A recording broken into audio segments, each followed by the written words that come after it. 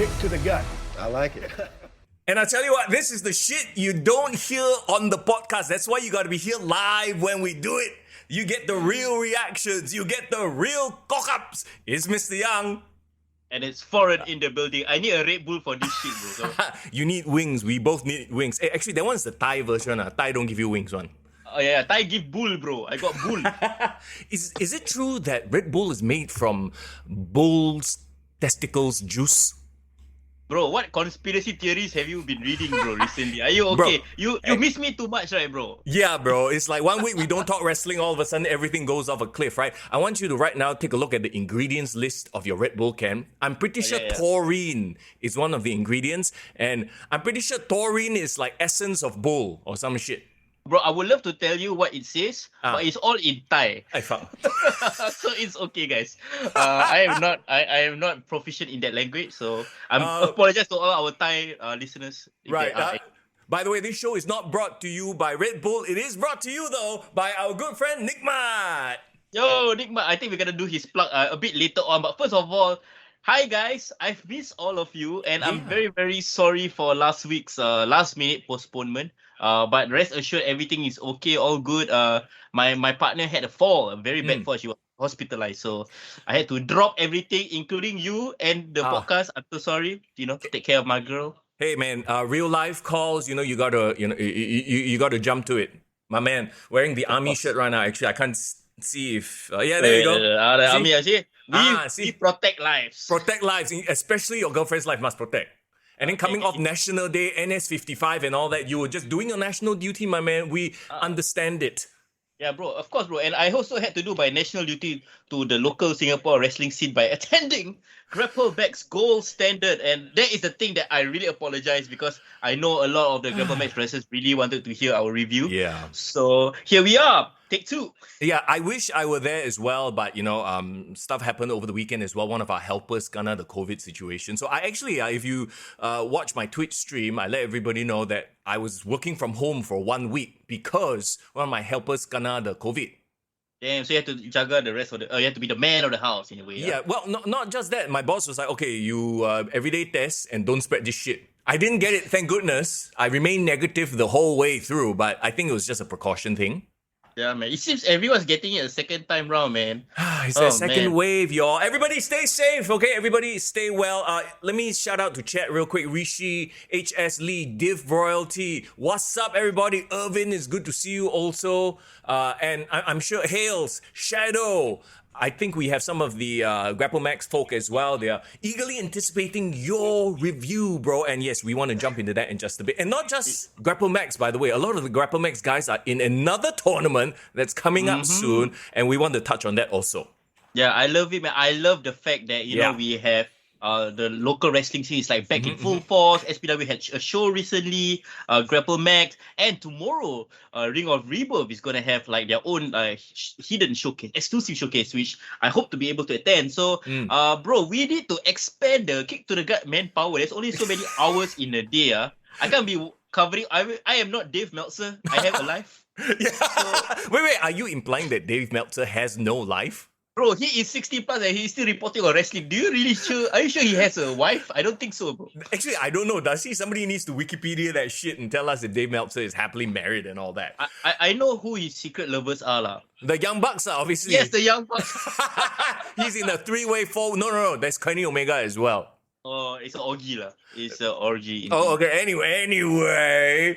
First things first, though. I know this is a week late, but let's talk about GrappleMax, the big Openweight Championship tournament that they did. Did you get to see the belt, the title, up close, by the way? Okay. So this is why you gotta have Foreign for his ringside news and a bit of the insider things going on. So I did have a talk to Greg, with Greg, after the show, and he did say that the belt is in the process of production right now, being created. But they will be introduced in one of the big shows coming up. So keep a lookout. The next few shows that you're attending, they will unveil the title. And I only got one thing that I want to share that he said to us. What's that? The belt made from a legit belt maker, bro. Oh. $5,000, bro. Don't play. drop. hey. So this one is real gold standard, not from second chance or first lady. This one is real gold. Okay, talking about gold standard, by the way, if you have a video open somewhere, I feel like I can hear a little bit of it. So, is it? Yeah, okay, no problem. Hit mute on that shit. In the meantime, though, everybody, if you're here right now, once again, thank you so much for being here. Yes, we missed last week, but this week, let's go through GrappleMax's gold standard. Like we mentioned, you were there. Unfortunately, I didn't get to make it. So this is the big tournament. Now, let's throw up the brackets right here. These are the most... Correct. I believe, okay, this is not the updated brackets. Obviously, you had people moving ahead, but this was right before the event. You had Remus versus LK. You had N-Boss versus Bulldozer. Smart Dave versus Showtime. Prabhu versus Hotshot. And I believe there was a tag team match as well, right? Yes, indeed. So GrappleMax Gold Standard took place, of course, in Tampines, 6th of August. It was a great, it was a good crowd. It was a bigger crowd than the one that we went, that I attended actually. And people are definitely excited by the selling point of the show that they're gonna have a inaugural tournament to crown their first ever champion, right? Irvin, by the way, says Crypto Bro should do an NFT belt. And here's the thing, the NFT belt, he cannot bring out because it's not a physical belt. So he walks out with the iPad and it's this is my NFT belt. Show off. That's a great gimmick. We should tell Dennis about this. Yeah. I am a belt holder, but it's in the cryptoverse. Yes, it's an NFT. Come, if you want, and then actually put it up for grabs. So you have an iPad all the time. No. You get people to invest in it. Then after that, you just disappear. Okay, so that one different already. Hey, LK is legit, no? No, I understand. For sure he is. For sure. Okay, wait, but what I wanted to say was unfortunately, just like you were hit with the COVID situation at your home, a couple of the wrestlers were also hit with COVID, and they had to bow out from the event. So that's why if you didn't see people like DJ Cal, didn't see Irfan on the show, is because both of them were either hit with COVID or just recovering. So it's such a shame, because we were missing some of the top stars in GrappleMax. But I believe the show didn't suffer too badly. The matches that had the competitors were still great. The rebook matches were still good. Wait, hang on a second. So DJ Cal was obviously supposed to have been part of the tournament, right? Yes, correct. Now it means that he doesn't get to defend his Marina Bay championship. No, not championship. The tournament. Because last time GrappleMax did a tournament, he was the winner, right? So in an essence, in a way, he doesn't get to sort of defend it now. Well, in a way, I would say that if I would liken that to a King of the Ring trophy, sure, he is a King of the Ring winner, but he doesn't have the clout to unfortunately be able to enter this tournament to be a champion. So he can still lay claim to be that. He can still lay claim to be the MBS trophy winner, right? Oh yeah, well, I mean, if he comes out and challenges the winner, that may or may not be a thing that could or could not happen. Yeah, these are like New Japan G1 Climax winner versus the title number one contender. What? Sounds good. Sounds good. I was about to say, Div Royalty, you read my mind. Hilton for DJ Cal, huh? He can come back and lay claim, But okay, no, let's not armchair book this. Bro, tell me about the show. How was it? What? Okay, first match. All right, no problem. Yeah, so I wanted to say right before we dive into the first match, shout out to the SPW people. We got some SPW people coming to support the show. I saw Statement, I saw Butcherman, I saw our used to be mighty, but not so mighty anymore. Very sad right now. So it's really great to see the local wrestlers from other promotions supporting the show. So yes, the first match, the Openweight Championship quarterfinal, right? Wildfire Remus versus Crypto Bro. We were talking about Crypto Bro. Yep. Again, very interesting. Of course, we know Crypto Bro. I guess essentially he is like a legend. I would consider him a legend in the promotion right now. But one thing I realized, just like Triple H, yes, GrappleMax is booking with an eye to the future. So it was a night of where a lot of the people who won the matches were the rising stars. So it's no different here as well. Talking about rising star, let's see him do a moonsault right there. Onto our Crypto Bro right here. And then everybody's favorite move, especially on the channel right now, it's a kick to the gut by Remus Represent. What's up? I like it. Love it, yeah.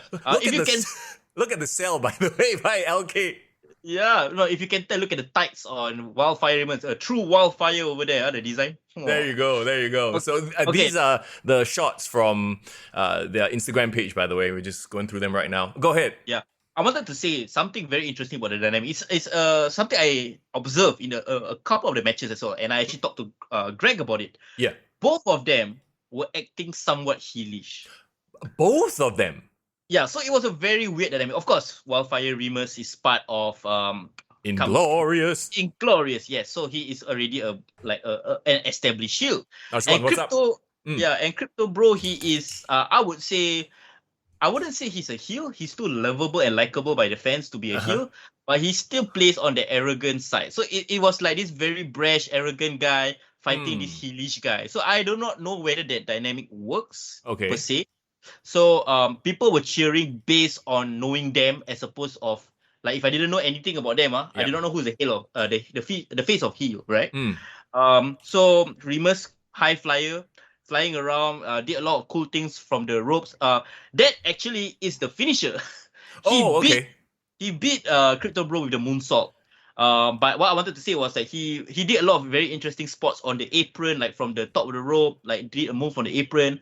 And at the end of the day, Crypto Bro, still athletic as usual. The crowd definitely popped for his China handspring elbow from corner to corner. He did that. Wait, why is it China handspring elbow?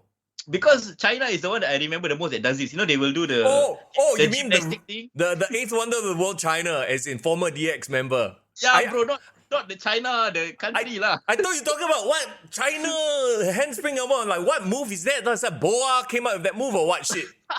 No lah, bro. That is not a move that was created by the country China, but the eighth wonder of the world, China. I don't know whether she created that move, but yeah, you know what I mean lah. Yeah, the handspring elbow. Yeah, sure. Yeah, and of course, I'm a fan. We've always been a fan of Crypto Bro's beautiful drop kicks. So it was a great opening match. I think the crowd started off hot. They knew who the people were, and I like the fact that Wildfire Remus won for sure. Definitely a great choice. It's clear the older heads, the statesmen are trying to put over the new talent, right? Sure. Yeah, but again, very surprising if you are a fan of Lady Killer, Crypto Bro, like. Oh, this guy first round out already. What's up with that? It's like if it's like you're telling people to like get rid of like The Rock in the first round, but I mean, yeah, sure. Right. Well, I mean, hey, no worries, right? At LK, he's going to be featured in another tournament coming up soon, which we will get to in a bit. But match 2 then, here we go. Yes, so match 2, the second quarterfinal match. So of course, like Remus proceeded to the semifinals, right? Second match is Prabhu. With Showtime. So they are a thing right now. Hang on. So it's Showtime Inc., by the way. Yes. Showtime has found himself some muscle in the form of Prabhu. Very nice. And he faced off against Hotshot Wilson. Yes. So, very interestingly, I would say, I have to say something, bro. My MVP of the entire night is Prabhu, bro. Okay. Why? Tell us more. This is not the first and only time he will be on the show. As I will explain later on. But Prabhu, very, very impressive from the time we've seen him. Remember, we had it on the show like for season 3. He came over to our studio. He has become a star. Okay. Look at him flying through the air right here, by the way. Okay, this... it's funny that you brought out this picture because this is the only time he didn't look like a star. Oh, what? Why? Okay, I will explain. I'm sorry, Prabhu, if you hear this. What the hell? Everyone kind of laughed when that happened. So Prabhu was badass. He looked fierce. He had great tights. He had the cool chain. He looked like this matcha, want to beat up people. He had the batik shirt. He looked cool. He looked like he from straight out of Gilang, like a gangster there. Everything great. Okay. From the streets. The only problem with his wrestling was when he tried to get to the second rope and tried to deliver that splash. Oh no. He was about to deliver that splash. Yeah. But about 0.5 seconds before he actually jumped, he had second thoughts, bro. Then he started holding on to the rope. Okay. We don't mean to laugh. We certainly don't. No. He was trying to steady his balance. I know. But the fact that he did it in such an obvious way, everyone was like, oh, hey, wait. Oh no. Hey, can we not be so troll or not? That's such a Singapore audience thing to do. Oh. It's not being a troll, but it was legitimately hilarious. I think he can find the humor in it because sure. Because it was a very big move in a pivotal point in the match, and he was really about to deliver. It was like, oh, hey, wait, okay. Right. So that was quite funny, but interestingly enough, we had one part of Inglorious going through. Yeah. And at this point in time, Prabhu was facing another member of Inglorious, but Wilson didn't get the win. Interesting. Very Yes. interesting booking. So I do not know where they stand because I've always seen Wilson and Remus as equals, right? So I'm wondering whether it's because Prabhu is like the hotter commodity, having Showtime at his side, like a more interesting act, or maybe maybe they are putting their chips on Remus to be the breakout star instead of Wilson, huh? Well, I mean, we've seen Wilson quite a bit previously in prior events, right? So maybe it's time to give Remus the shine, right? He's sort of been in the background, waiting in the wings, and then now it's time lah. That makes a lot of sense. So like a couple of notes I noticed about the match, like Prabhu defeated Hotshot Wilson with a sidewalk slam. Great move as a finisher, I love it. Like I said, it was a battle of the rising star. So just now was a battle between established and a new guy, right? Right. This is two rising stars, and again, Prabhu used his size advantage. So he did a couple of cool things, bro. Was there any issue with the fact that they're both technically heels? Again, another running theme of the show, heel versus heel again. But in this scenario, the crowd like organically cheered more for Wilson. Okay. Because Wilson, even though he plays off as a heel, but his moveset is such a babyface moveset, right? Right. Yeah. But one thing I wanted to say, Prabhu used a gator roll. Okay. He used a hurt lock. He used big splash, and somebody shouted Tambi splash. What? Okay. Tambi, Indian brother lah. Yeah, splash. But sure. I love it when the crowd started randomly shouting suggestions for their movesets lah. So I give it to them. Right. Yeah, but the crowd was really into it. And again, one other element of the match was Showtime always trying to interfere, and his interference actually led to the victory being being done by Prabhu. So are we going to see faction wars now? Showtime versus Showtime Inc. versus Inglorious. It seems like we are seeing the seedlings of another faction that is incoming. So keep a lookout for long-time GrappleMax fans. Very interesting days ahead. Right. That's all I can say. Okay, so what's next then? There was a tag team match, right? All right, Ken. So tag team match is between YC and Sean against Christian and Julian. Yes. Okay? Very interestingly, for us, the podcast boys, Kick to the Gut, we are not too familiar with these wrestlers, right? Because we didn't have a chance to establish a relationship with them because we kind of joined the promotion like after we were there, more active. But I made it a point to talk to them. So I kind of got to know what they're all about. So got a few very interesting things to share. So YC and Sean, they are essentially Team Aussie, bro. Right. Because for some reason, when they were running into the ring, they were like chanting Aussie, Aussie, oi, oi, oi. They were doing all the whole Australian thing. Okay. So I was thinking like, are they both from Australia or something? Or they go study overseas in Australia? Maybe lah. So that's one of them. Yeah. Maybe. So Christian and Julian, they came to the ring with the 80s flash dance song. Oh God. You know which one? She's a maniac. Maniac on the okay, sure, Maniac. Yeah. For some reason it fit them. So essentially, just now the last two matches were heel versus like kind of anti-hero. Yeah. This was a pure babyface versus babyface team. Okay, I would hazard to guess that this was the last minute thrown together match because the Irfan and Greg match had to get cancelled. So that's probably why. But yeah, it's weird, isn't it? Now we have face versus face.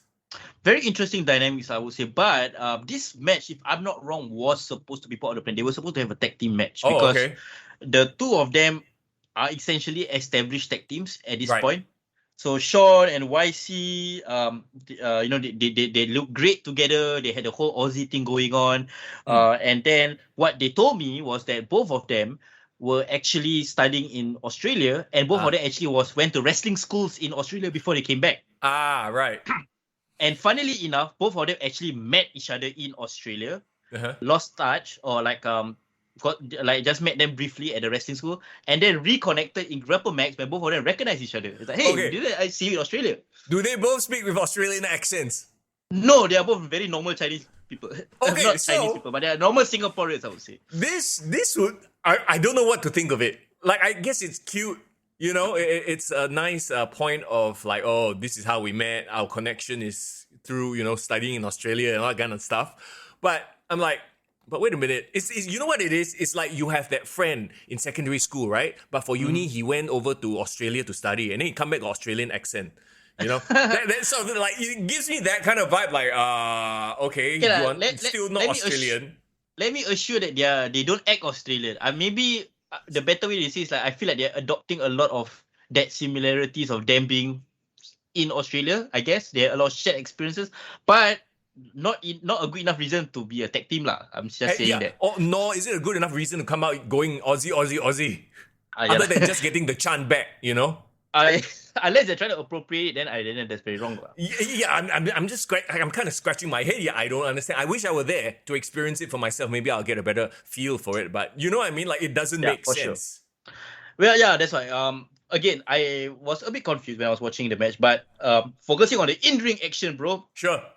Christian, unbelievable athleticism, right? Yes. Love him. He was great.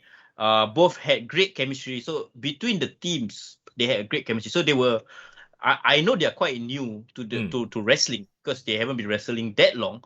But this was like one of the better wrestled match on the night. So both of them were picking up this whole wrestling thing really, really fast. Both tag teams.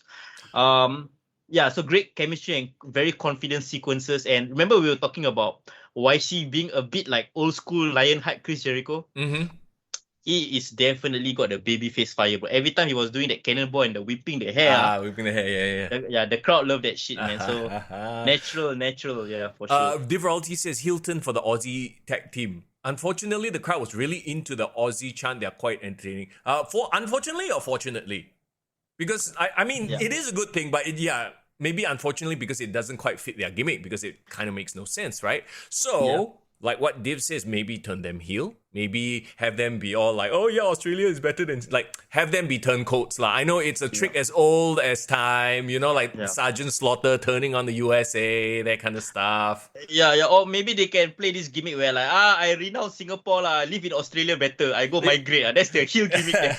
but they're too likable already, right? Yeah, they're too likable. And weirdly enough, the one that was playing the heel dynamic in the match, a lot of the time was actually Christian and Julian. Okay. So it's so weird because I feel like Christian and Julian are just natural babyface. I mean, Christian especially, right? So like a lot of very confusing like where they stand on the heel babyface, throughout the night. So I would assume this could be because of the tournament. This could be because of the lack of last minute replacements. They had to like on the fly. Maybe that's the case. They did win the match, however. YC and Sean. They did an AA into a powerbomb finisher, which they call it down, bad, down, under. What? Attitude adjustment. No. I know the move. I'm watching at the name of the finisher. That is what it is. I wrote it down because I was like, oh, okay, I need to write this up before I forget. Down, bad, down, under. Down, bad, down. What?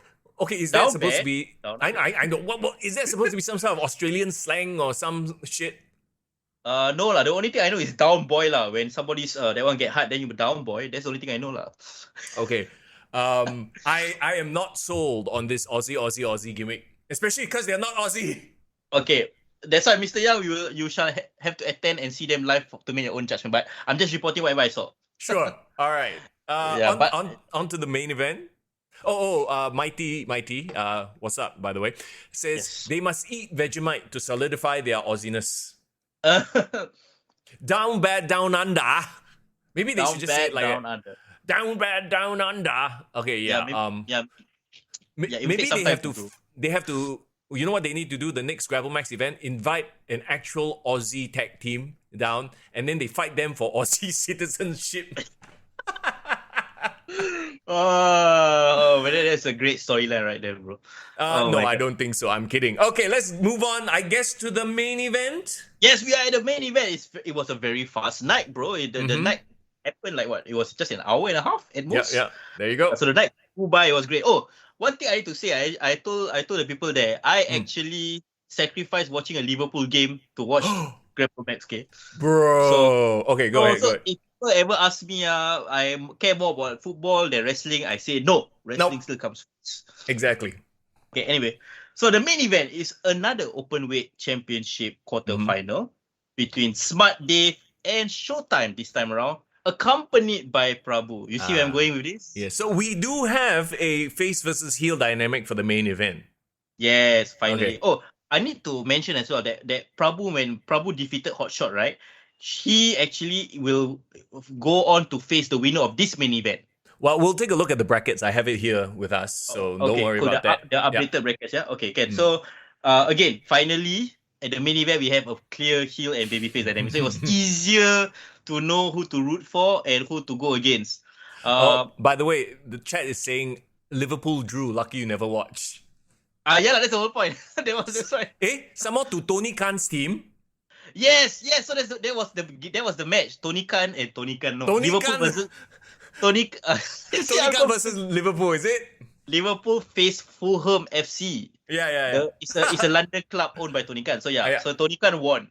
Wait, hold on. It's Tony Khan's football team, right? Did anybody bleed? No, nobody bleed. Nobody flop or bleed or dive or whatever shit. Oh, bullshit. That means not really Tony Khan's team. Anyway, go on. But interestingly, Liverpool faced Fulham at their Craven Cottage Stadium, which is where Tony Khan wants to hold a AEW Super Show Stadium show. Oh, of course he does, yes. Yeah, interestingly. But anyway, that's not the point. The point is, Showtime came out to a very nice theme song that was a rap song that was performed by somebody I know. A local rapper, yeah. Yeah, local rapper, I think very underappreciated, needs a chance, needs a break. Somebody give him some airtime. We need Showtime to do like one of those WrestleMania entrances where the actual performer comes out to perform their entrance. Let's go. Yeah. So clearly the crowd was hyped. They were like, "Oh, nice song, great song." Everyone was hyped. I gotta promote the song, Yeah. Okay, but the point is, so Smart Dave, he is in love. He is in love. This boy. Smart Dave is in love. What has this got to do with the wrestling, bro? No, he is in love, and that played all to do with the match itself because Smart Dave really went all out to highlighted the fact that his girlfriend was at the front row. Oh, I see. Okay, so that means you had Showtime pulling off heel shenanigans on the girlfriend, is it? I would say more of Smart Dave pulling babyface shenanigans and keep highlighting the girlfriend there. Okay, like, I got you. Every time he did a move, he like blow kiss. Ayo! Or every time he did a move, he like forced the girl to like, come faster kiss my hand, faster kiss. I think the girlfriend wanted to be left alone. Like, can you just do your thing? Don't Right. But it was quite sweet. I give it to him. He was clearly, in love, and I love people about him. So of course, we all love love. Yeah, that all adds to the babyface dynamic, right? Mm-hmm. Right? So the question is, will the girlfriend get involved in a future angle, Miss Elizabeth style? Ooh, don't give them ideas. Okay, but once again, why I say I love Prabhu's performance on this night. He was a constant menace at ringside, bro. He was doing everything to be an asshole. Gesturing at the girl, making a lot of comments to the audience, being a nuisance to the referee. He had his hands full, bro, having Prabhu on ringside. So that really helped added to the dynamic as well. Then we see Smart Dave diving off the was it the apron or the top rope? I'm not sure. Yes, this was from the top rope. Yeah, so from the top rope down to the apron on Prabhu to take him out because he was being too much of an irritant, right? Nice. Oh, look at this. What is this? Why is he on a chair? Yeah, that's the part where he go out and he wanted to kiss the girlfriend's hand. Nice. I think he wanted to showboat and hey, look at me. Yeah, so that was quite cute. I keep forgetting how great Dave's moveset is. Awesome spine buster, awesome angle slam. Okay, hang on. From this shot here, I'm assuming that there was a ref bump because Prabhu is involved. He's doing a sidewalk slam to Smart Dave. Correct. So I was just about to say that. So the ref towards the end of the match got knocked out and Prabhu interfered, but it led he did this thing, he did his finisher, right? Yeah. But it was still a kick out. So that was the biggest, reaction of the night because the crowd was like, oh my God, yeah, he kick out, still got a chance. So yeah, great playing of the crowd at that point in time. And Smart Dave eventually wins with a modified running power slam. Boom, British there you Bulldog go. Style. British Bulldog style. Nice. Yeah. So we've already had the first 3 matches of the quarterfinals. So there is one more match that was supposed to happen, right? The Irfan match. Yeah. Okay, very interestingly enough, if we take a look at the brackets right now, right? Okay, so these are not quote unquote updated, but we can sort of visually just in our mind's eye, with our imagination, see. Remus moves on, correct? Yes, correct. So Remus is supposed to take on the winner of N-Boss Gregory and Irfan, which is very interesting if you think about it, because if N-Boss wins, then we have an Inglorious versus Inglorious match. Yeah, that's why. So, yeah, booking wise, you know what that means, lah. Yeah, well, so I mean, but what's going on? I mean, the obvious, call then is to have Irfan win. So you got Irfan versus Remus, right? But isn't that too obvious at this point? Correct. So, whether GrappleMax goes with the predictable, the obvious, or goes with something a bit unlikely, I think either way they are able to tell the story that they want to tell. Yeah. Just depends on where they want to go with it. Yeah. On the other side of the brackets, I mean, this one is quite obvious already. Smart Dave versus Prabhu, so you have a face heel dynamic right there for the semifinals. Makes sense, right? Yes. Bro. He is my contender, bro. He is my early favorite. I want Prabhu somehow to win the title, bro. I do not know why. You think so? Prabhu over Smart Dave? Prabhu over Showtime? Huh. I mean, what do you mean? Prabhu over Showtime. What I mean is, like, Showtime didn't get it. Okay. Prabhu will be his instrument of destruction. It will be his Andre the Giant to the $1 Million Man. You get what I mean? I see. Unless, okay, so some of the permutations of the finals, let's just jump ahead, right? If you just take a look at this. Let's go with the predictable one. Irfan moves ahead, so you got a face-heel dynamic at the semifinals. Irfan versus Remus, right? Yes, correct. So on the other side, you got Prabhu versus Smart Dave. Let's go with your line of thought. We want to push Prabhu. Let's push Prabhu to the finals. So you have a horse match at the end.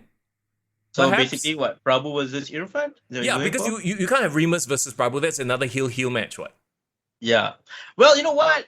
Irfan deserves it. He's putting in the time. He's one of the OGs, right? So he's been with the company for a long, long time. So this could be like a send off or like a finally an appreciation. A coming out party, not a send off. He's not going anywhere, bro. Oh yeah, that's true. Sorry, I don't know why he says send off. He what do you call it? Like an appreciation run, lah. He finally getting his flowers, kind of thing. And of course, he is like the OG, like horse in GrappleMax, and now you got this young, uprising bro.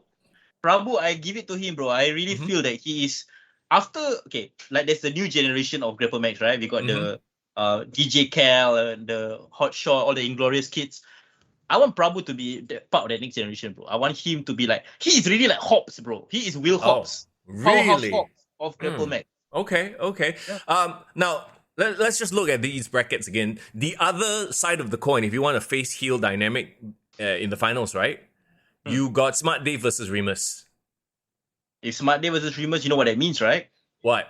We are revisiting the 2019 local rivalry of the year. Right. Smart Dave versus the Inglorious people. So, do you want to go with something that is tried and tested? Because we all know the fans love Dave right now. Yeah. So, or Div Royalty brings up a very good point. Face turn for Remus. Have him face up against Prabhu. So Remus, there is a spot here for Remus to do a face turn if Remus does face N-Boss. If you think about it, that is true. Oh, Irfan, by the way, just coincidentally just dropped into the chat and said, "Where am I going?" Where are you going, Irfan?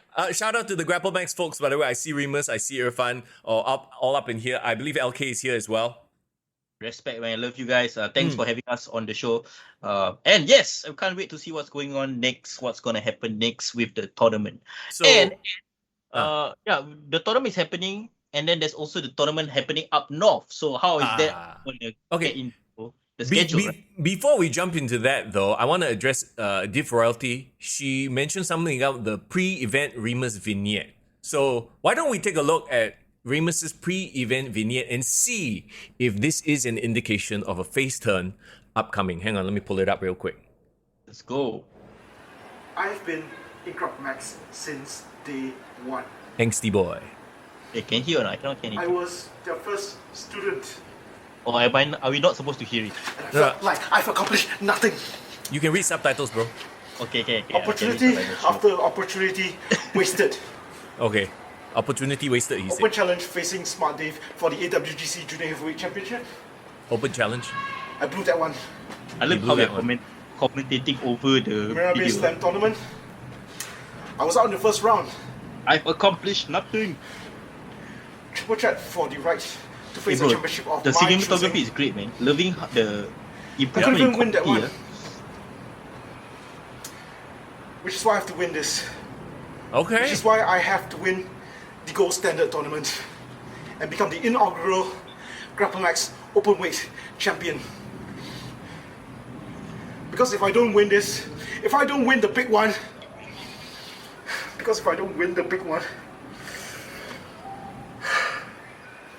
Yeah, it does sound like he is cutting a babyface promo, huh? I don't even know why I'm doing this anymore. Oh, the old like self-doubt. I don't know why I'm doing this anymore. I've been Okay. I see what you. Well, this could go one of two ways, right? Either he like really pulls it out, and he's like, yeah, this is gonna be my moment, or he completely loses it, becomes loose cannon, Dean Ambrose style, John Moxley style. I like this a lot. I like this because suddenly there's a bit of unpredictability in the going to the tournament, because now Remus versus Prabhu, babyface. Versus heel. Kind Yeah, kind of. And well, I mean, that's where the whole match between him and N-Boss Gregory will solidify things, right? Like if that happens, so you got the intrigue of Inglorious versus Inglorious. You notice Inglorious are not involved in his package. Corner. Yeah, or anything at all. It's just Remus himself. So yeah, does it feel like a bit too fast? Maybe, but let's not forget there was a whole pandemic in between lah. So Yeah. You never know. Maybe during the pandemic, all the Inglorious suddenly had a parting of ways, or like they lost touch. Everyone stay at home. Sure. You never know. But very interesting times, I would say. It does set up a very interesting tournament. The fact that we've been able to sort of go through. So it's like we had to sit through the sort of heel versus heel matches to get to the more, juicy semi-finals/finals, right? Yes, I believe so. And also, you have to understand, they have to take into account the fact that they are lacking in like their wrestlers right now due to unforeseen circumstances. Yeah, And the maybe it's roster and everything. Yeah. You kind of have to align the roster to what they need to do. So it's up to the booker, not Tony Khan, but Nope. I trust Greg. Yes. To get it right. Well, at the end of the day, like for these tournaments, you book backwards, right? Who's going to win? And then you start figuring out, okay, what are the potential matchups? So this might have just been the best case scenario lah. Yes, I understand. Oh, Mustafa Ali promo vibe. But yeah, correct. Irvin. I agree with you on that. Irvin says that place looks like where the masked lady go and kick the live streamers. Okay. Don't bochi lah. Let him do lah. Okay, let's talk about, yes, like you alluded to earlier, the big tournament that's happening up north very soon. So APAC Wrestling, of course, Shaukat being the man behind that, right? Yeah. So they very recently announced a APAC Wrestling Championship tournament that, I have to say, is looking very interesting. Wow. So everyone is debuting titles in their own promotions. I know. And because this is like, Asia Pacific, right? So they're actually bringing in a whole host of Singapore talent to head over. Of course, we have people from Australia and whatnot. Let's just take a look at some of the... Actually, I know you guys can't see it because the text is a little bit small, so I'll just mention it to you, right? So they did announce Jake De Leon from the Philippines, yes. Mm-hmm. Destroyer Dama. Ooh, from SPW, of course. From SPW. The Statement, from SPW as well. Now, those three I mentioned first because they are on the right-hand side of the brackets and they don't have opponents, or the opponents have not been revealed yet, okay? Yeah, for sure. Then on the left-hand side, we see some of the matches that have been set already, huh? Okay. Yeah, we got a strong contingent, right, of local wrestlers as well. Yes. Well, first of all, we have Sirigala versus Wham Bam Bellows.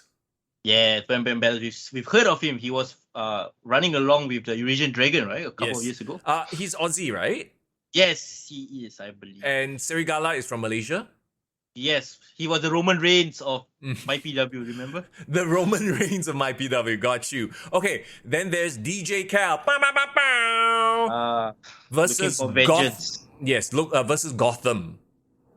Gotham, yeah, the gangster Looking guy, Malaysia. also from Malaysia, right? Yep. And first round, this is going to be very interesting. Shao Kat, or as Booker T likes to say, Show a Cat. Young Mo, you don't know how to pronounce Shao Kat, no. Show a Cat versus Lady Killer, or rather LK, Crypto Bro. Wow, we already got a first round dream match of sorts, huh? There you go. And also look at Shao Kat's new updated outfits, by the way. Bro, looking dope, bro. He looked like a Silat warrior looking to enter the Marvel Cinematic Universe. Hey, they got Shang-Chi, now they got the Silat, Silat version. He looks very good. But do you think he's taken Booker T's advice? Because remember when we spoke to him previously a couple of episodes ago, right? He did mention that, he was told, maybe bring up more of your culture. That's why, previously... He just wore regular wrestling tights, wrestling outfit, right? But now, like you just brought out, there's the whole Silat vibe. There's his culture is basically in his outfit right there. Yeah, I love it. Somebody, I think I saw, because I was watching his reality of wrestling, the Texas promotion that Booker T is a head of. He did a match there, right? And so somebody commented, he looked like the Green Power Ranger with his Megazord, bro. What? You know the Tommy when he was Green Ranger, he had the whole like his outfit looked like it looks like whatever he is wearing right now, Shao Kat is wearing right now. Okay, well, first of all, I never really watched the Power Rangers, so I'm not sure. Like, you talking about this guy? Yes, that guy. You know, you see it, right? You can't see it. What the hell, bro? No, that's great. I don't think that's what Shao Kat was going for, but okay. I know, but the fact that it's related, I think people can relate even more. Like, hey, like the Green Ranger. So, wearing your culture, I think that's great. I think that will set him apart when he's in the US, and the fact that he had his excursion at Booker T's promotion, and now he's back to hold or helm this tournament. I think it's only like, can you imagine, bro? The scouts, the people in the US that will be keeping an eye on this tournament, knowing whatever that has happened with Shao Kat. Yeah, I'm actually very interested in this. Underground 1, I guess this is where some of the first round matches will take place. Private show, invitation only, bro. Bro, you think we can swing some invitation, then we take a road trip? Whoa, KL. They're based in KL, right? Yes, they are based in Malaysia, yes, for sure. Bro. Okay. I would love that. But where is the consent form that I need to sign to ask permission from my partner?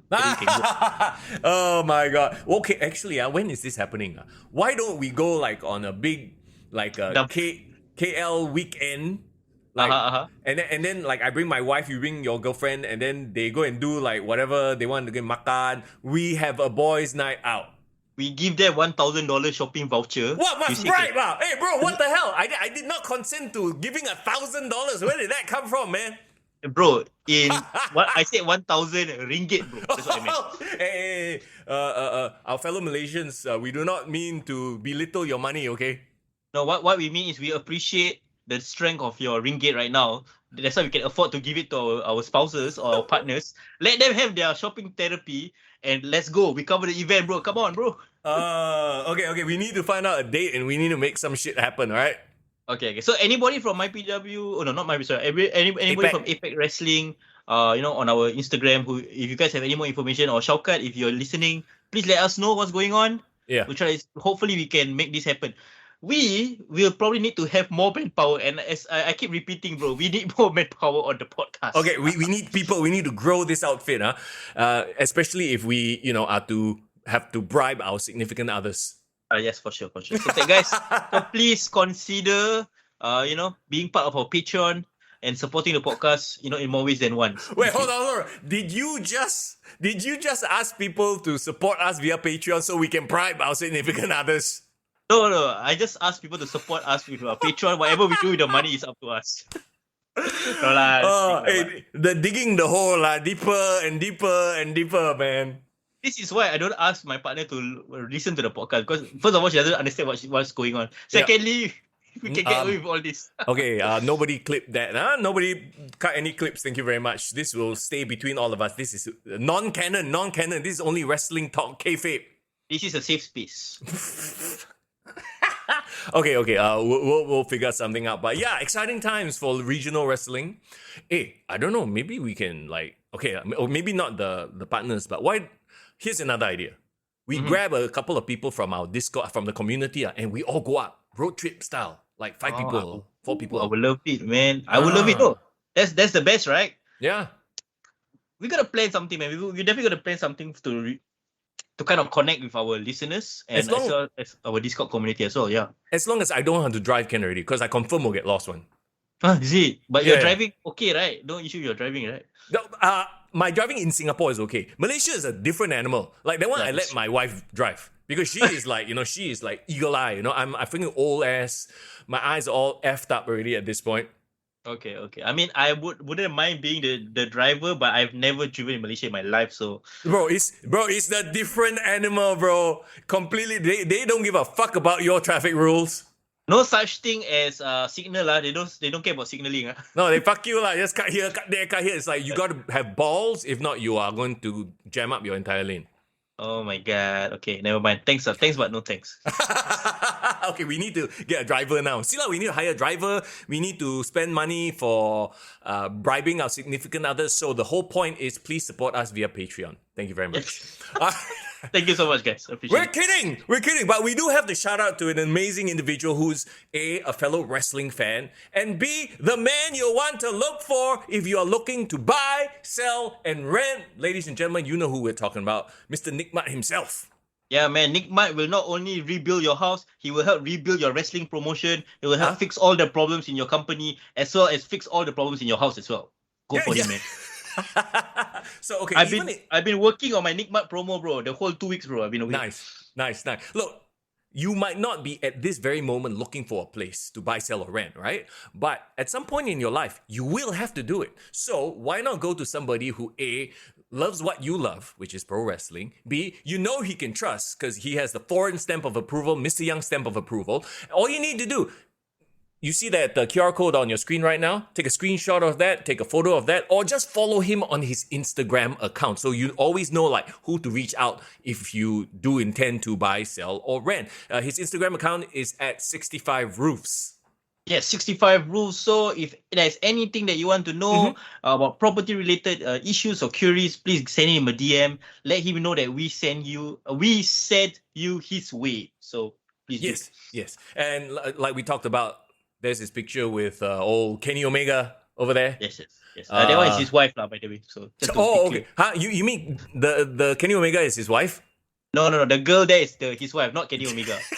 Okay, we got here him with Butch. We got him with Pete Dunne. I thought Butch and Pete Dunne are the same person. I thought they're different fellas, like that. Hey, shh. Don't to me lah. Two different people, no. Okay, fair enough. And then here we go. Talking about a big fan. He has the OG WWE belt. Yeah, so he is a proper. Anyway, that's where him, right? Oh yeah, he's at the center. Yes. Not the OG lah, but the 2014 one, right? Yeah, before they split it up into the Universal and the World. Yeah, but I mean, a long time fan. I think he's in his early 30s. He's an Attitude Era guy, clearly. Sure. So, anything wrestling related, anything property related, that's what we want to do, right? We want to support sponsors who support wrestling, and we want to support people and businesses who love what we do as well. So that's how this whole partnership came to be. Hell yeah. Check out his link tree, by the way. Let me throw it up once again in the chat. Bam, there you go. Okay. Now, shall we talk about what's happening in the WWE? Of course, my brother. Okay, we got all the local wrestling out of the way. Now to even more juicier stuff, because it's not just WWE. Every time WWE has something going on, AEW also have a reaction.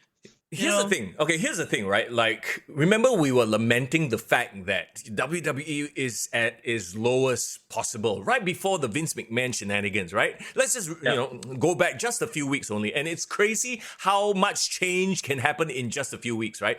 So, WWE, just boring product, churning out the same old scripted promos, just dull. And then we were lamenting the fact that AEW just cannot freaking make use of the opportunity to jump forward, do something incredible. And then Vince McMahon got taken off the table in terms of, him and his whole shenanigans, and now Triple H is here. And it's not as if they were going to turn on a dime. Let's be realistic. There were plans, set in motion. And Triple H is only one man. A one man who recently had a heart condition. So he's probably not trying to overexert himself, right? Yeah, for sure. Very interesting. Do you remember when the Wednesday Night Wars first happened? When they first went head to head between NXT and Dynamite. Yeah. And I remember very clearly this quote when Dynamite won that particular battle. Yep. Triple H said in the media, like, congratulations on your debut. Just wanted to let you know that this is not a race, this is a marathon. I remember very clearly he said that, right? Right. I believe right now, with Triple H in charge, WWE can finally show what they're truly capable of. And if there's ever a time to say that there's a proper competition right now, it's right now. Right? Well, to be fair though, like, they are not going head to head. And funnily enough, recently the A&E rival special was WWE versus WCW, the Monday Night Wars. Yeah, what a brilliant episode. Yeah, as wrestling fans, we've seen this over and over and over again lah. They've replayed, like, honestly, that was the best time in pro wrestling when they were literally going head to head, right? The Attitude Era, NWO, DX, Stone Cold, Steve Austin, The Rock. That was literally the best time for pro wrestling. I actually just watched that documentary only this morning, and I was like, wow, I don't think we'll ever get back to those heights, ever. Well, again, it depends on the environment. It depends on where the world is at that point in time. But I just felt that it was so perfect because all these conditions happen in society to kind of help to facilitate this magical time period. So I get it when you say it might not ever be replicated. Well, or it might be, but we won't be alive to see it anymore, But again, the wrestling, there's peaks and troughs, right? Yeah. Would you agree that right now, this is the first time in 20 years that wrestling is actually kind of really exciting? Yeah, sure. Because of competition. Yeah, because of competition. Yeah, and legitimate competition, not TNA and not Impact. Right? Yeah, but also, I feel like the investment made in the Attitude Era and the stars of the Attitude Era, like Stone Cold, The Rock, in this last 20 years, right, their legend has grown because The Rock has gone to Hollywood. Stone Cold is like culturally like an icon. Everyone knows who he is. Ric Flair is in the hip hop culture. So wrestling, even though people still like to think about the Attitude Era, but I think wrestling has never been more culturally relevant than it is right now, especially with social media. Yeah, I think that final point is the most important part of that formula. It's social media that's made it more relevant. I think in terms of just pure star-making ability, it was still the Attitude Era. Yeah, for sure. I'm sorry, but if, let's say, Austin and Rock were to have had the Attitude Era in the social media era, well, first of all, they would get cancelled very quickly. But let's say they didn't, let's say the sentiment was still what it was back then, right? Yeah. I think they would be next level. Yeah, through the roof. Yeah. Justin Bieber or no, Justin Bieber is a terrible comparison. But they are mainstream, like Michael Jordan, everybody knows who they are. Yeah. The fact that it is the social media era, and who's really a big star of the social media era, if you think about it. Zack Ryder is the best example we can come up with. Can we consider Logan Paul as technically a WWE star right now? He is a social media star. When we look back on Logan Paul and his career, maybe 20 years time, we might say, he was the start of the social media era. Pat McAfee could be the other one, right? But I mean, let's face it, people who have sort of entered the memedom, people like John Cena and Randy Orton, those actually technically belong in the previous era. Yeah. No, but the thing is, I feel like the appreciation of the wrestlers will only be seen in the era right after. Yeah. That's very true. I think John Cena and Randy Orton, when they were the top stars, they were still wrestling stars, but they weren't cultural icons. Yeah. But only in the 10 years since, Randy Orton became a meme, right? Yeah. And then John Cena became a Hollywood action star. So I feel like that's why wrestling is more relevant than it is now, because there's the cachet of all the fans love from the previous two eras, and the fact that it's so accessible right now. I've seen literally wrestling clips on hood clips or you know what I mean, Complex. They are using wrestling teams, wrestling clips to make into non-related memes that is seen by the public consciousness. Right. Yeah. I guess all this will reveal itself in the next couple of years. Yep. I still maintain though, like especially in this era as well, there's so much more competition in terms of you talk about wrestling clips. Well, there are clips from every goddamn show under the sun being used out there as memes as well. So it's just a different ball game altogether. Yeah, but yes, even though the fan base is splintered, but I feel like the fans have gotten even more, not say tribalistic, but they've gotten even more into the business. Well, hang on. You are right, though. They have definitely, the fans of each particular federation, company, whatever, they've dug their heels in, right? And they're like, ooh, echo chamber, we're in this echo chamber. And that's an interesting, idea as we dive into both where the WWE and AEW are at right now. And I know Chad is going to be, Mr. Young is going to do his regular hating on AEW, but listen to what Mr. Young has to say in just a little while, okay? Watching this WWE, WCW Monday Night War, a bit of it was revisionist history, let's face it, when Hulk Hogan is there saying, oh yeah, we couldn't come to an agreement, like, no, Vince, fire your ass, please. But there are a lot of similarities with AEW and WCW, and that is not what you want to hear, I'm sure. But we will get there in just a bit. But let's talk about WWE and, the Triple H influence. Like I said, it's not wholesale change, but we've definitely seen small little changes here and there. The wrestling matches have gotten longer, in the latest Raw and SmackDowns. Yeah. Very interestingly enough, I wrote an article about this on Sportskeeda. Go ahead. Just reached 1 million reads, so please visit me on Sportskeeda. Anyway, I wrote 5 ways Triple H's WWE regime is outmaneuvering AEW. Nice. Okay. Very nice, right? So, like you said, subtle changes, right? Immediately, what have you seen? Longer matches. Yep. The restoration of the mid-card championships to its previous prestige. They are finally highlighting not just the US title, but the Intercontinental title. You've seen the hype videos, right? The vignettes. Yeah. Bro, did you pull out? Hell yeah, I pulled it up. Let's go. 5 reasons why WWE is steadily outmaneuvering AEW. And you got Triple H on one side. You got, I would have picked a different photo for Tony Khan. I would have picked the one where he's hugging somebody instead, because I'm a troll like that, right? But yeah, there you go. Everybody go check out this. I appreciate you pulling out that particular. I just wrote that. You can scroll through. I talk about that, the points that I made, right? So like restoration of the mid card, the videos that they've sent, the fact that they have made essentially the last 2 weeks.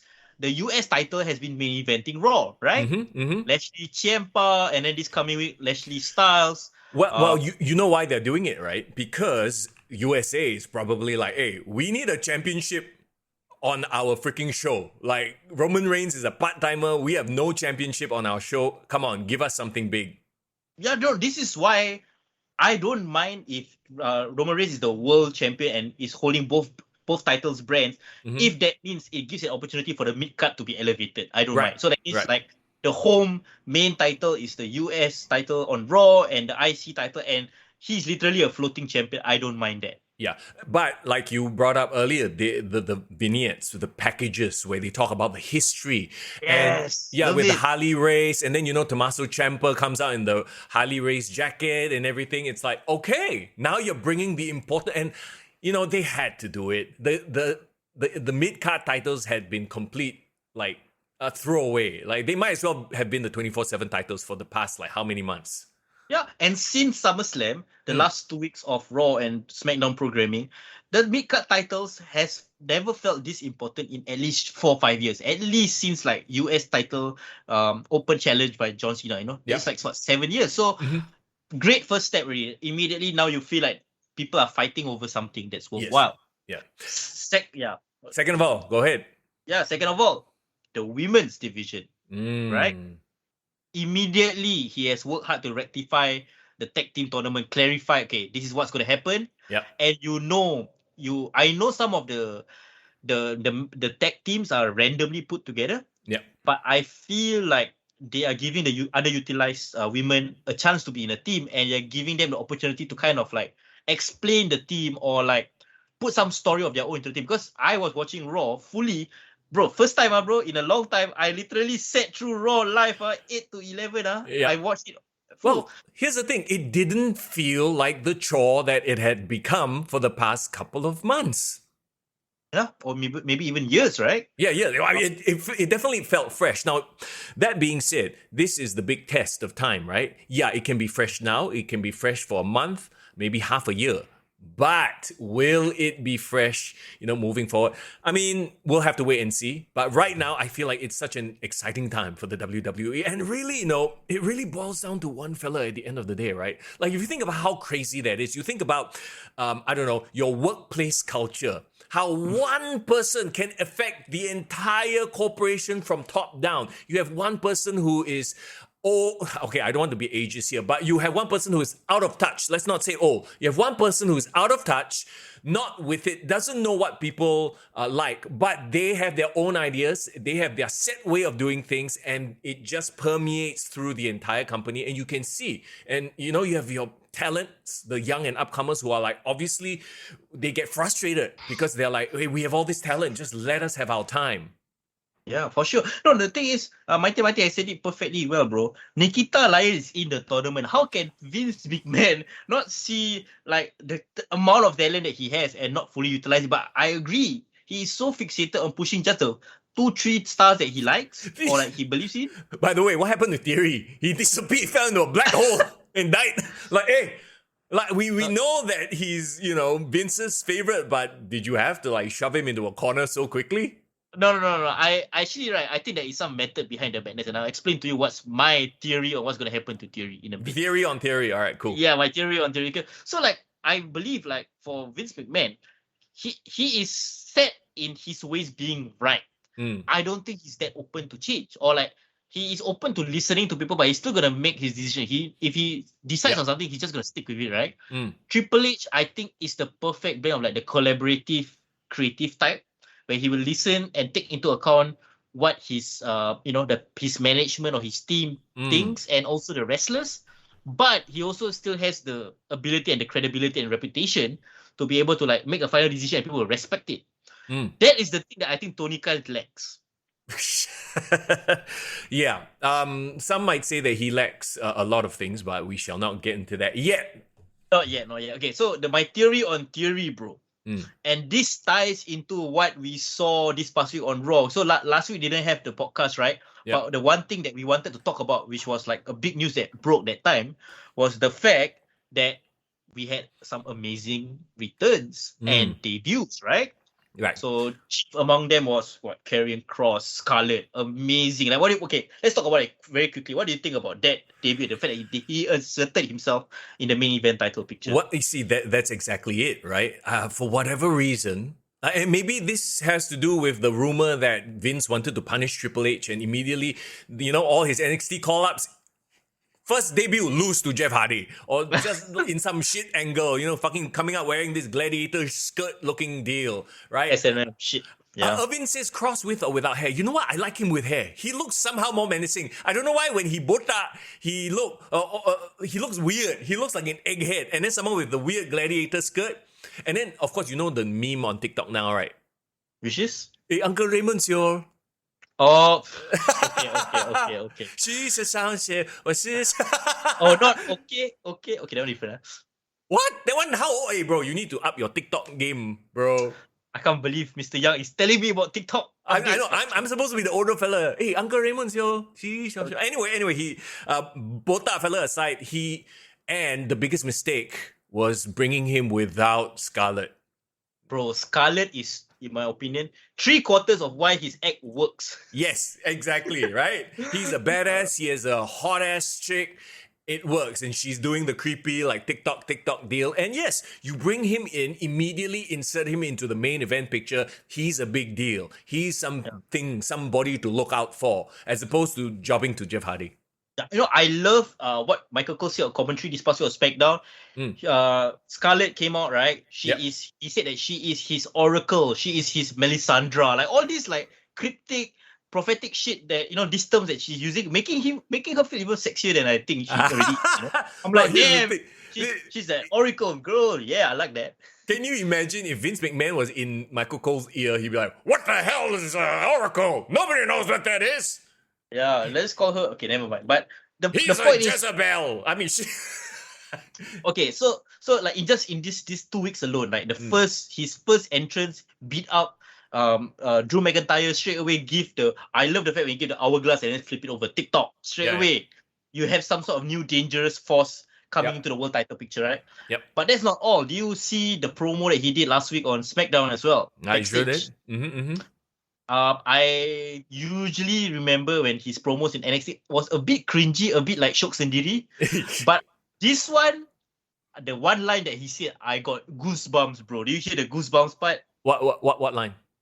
The one he said that, you guys might be the bloodline, but right now this is the new timeline. Oh, okay, Bro, okay. I was thinking like low-key multiverse shit, bro. This is this is the timeline that we never thought we were gonna have. There's no Vince McMahon. So that gave me goosebumps. Like, oh shit, what are the possibilities right here, right? And of course, going back to the women's division, right? Righting some of the wrongs. Actually, this is an interesting play. Obviously, he's turned Triple H has turned Ronda Rousey back heel.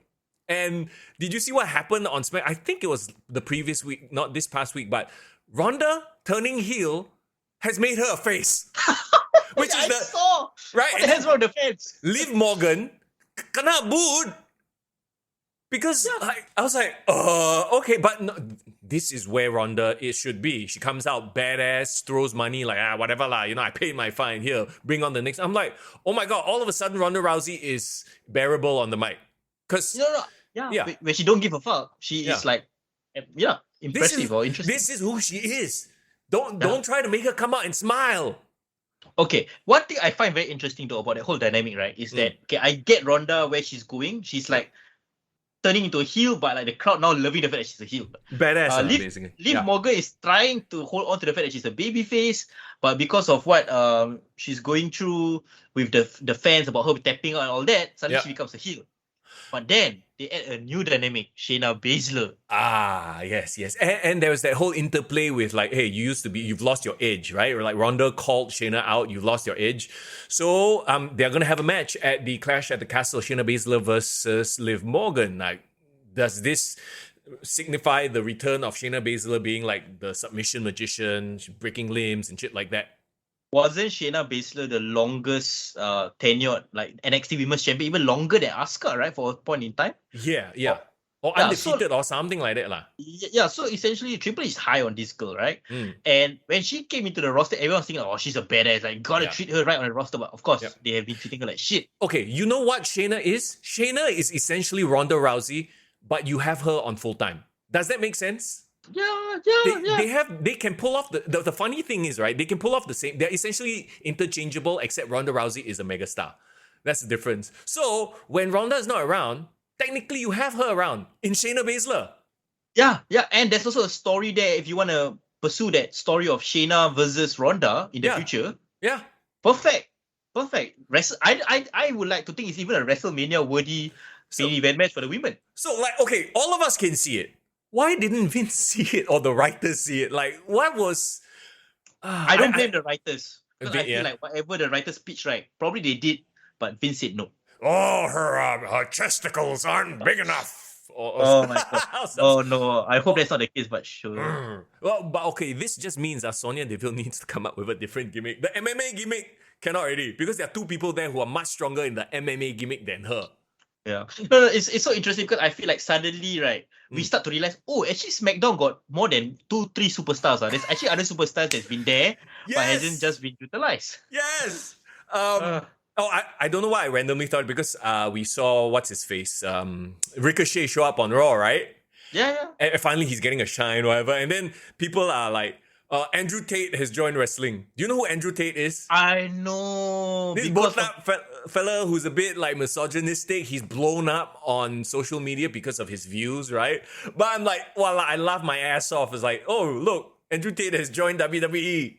Wait, Ricochet a bit like Andrew Tate because of the botak look, That botak fella with the beard and everything, he looks like Andrew Tate, bro.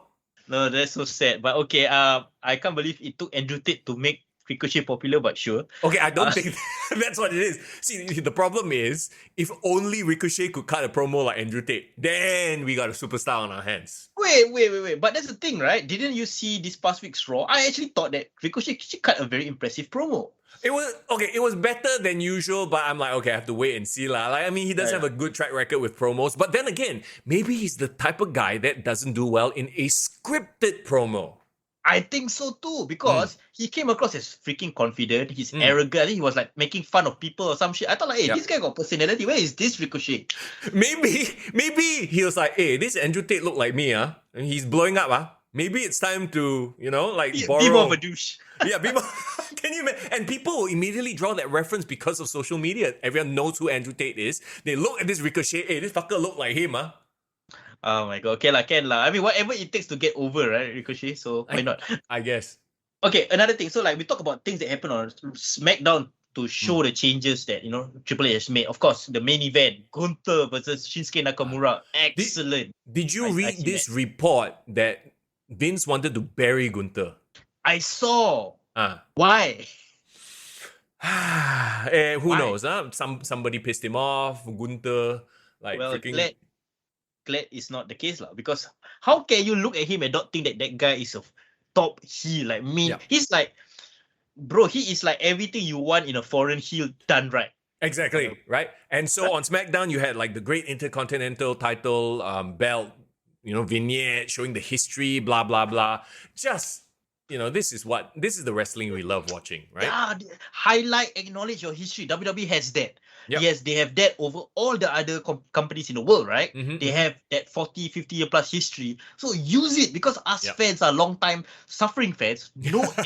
Every single footage that was shown in that video, I have actual memories of it. Like, not that I was in the 70s, but I can connect it, Yeah, because back in the day, they used to do it. Then they stopped doing it. They decided the IC title was just, pre-show level stuff, right? Which is huge shame. And plus the fact that your main champion is not around, it was kind of a no-brainer, but for whatever reason, they're like, whatever lah. Anyway, that's in the past. Mighty says, suddenly the return of the Cruiserweight title. That one, maybe not. That one, maybe we gotta settle down whatever we have right now, right? Yeah, but Toverkin, you're right. Banger of a match. Absolute banger.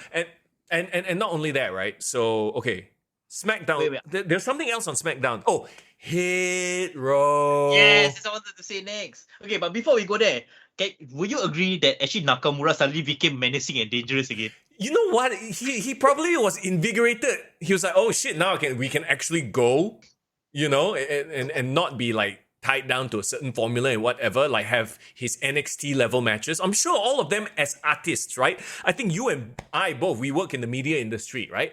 We can appreciate somebody just letting us do what we do, as opposed to coming down and saying, okay, you can only do this, but you must follow A, B, C, D, E, F, G. Like, you can appreciate that, right? Yeah. So like I will always have that memory of Nakamura being a badass against Sami Zayn at like NXT Dallas. That is like my memory of tip-top like WWE Nakamura, right? I saw kind of a hint of that against Gunther, because he was laying it in.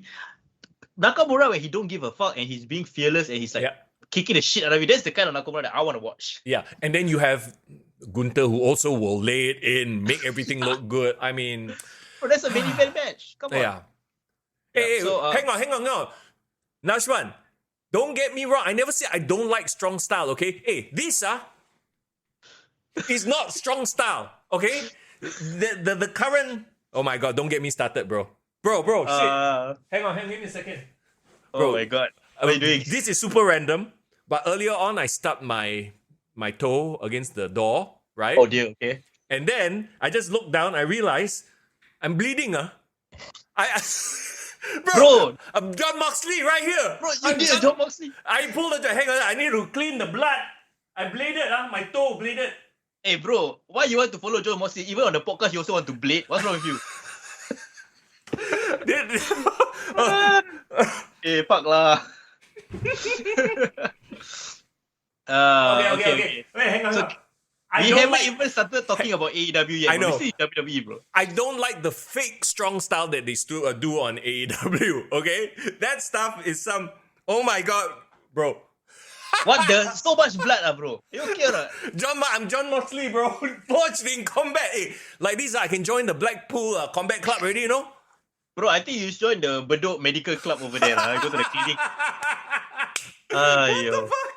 No, I didn't. That's the weird. I didn't even realize I stopped my. Bro, so pinky much blood. toe. You Yeah, okay or bro. not? What happened?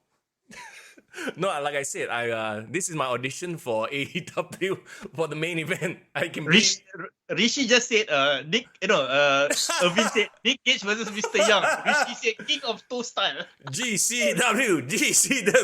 Oh my god. Okay, this no even need pizza cutter. This podcast has gone off the rails. I love it. This is too much. Okay.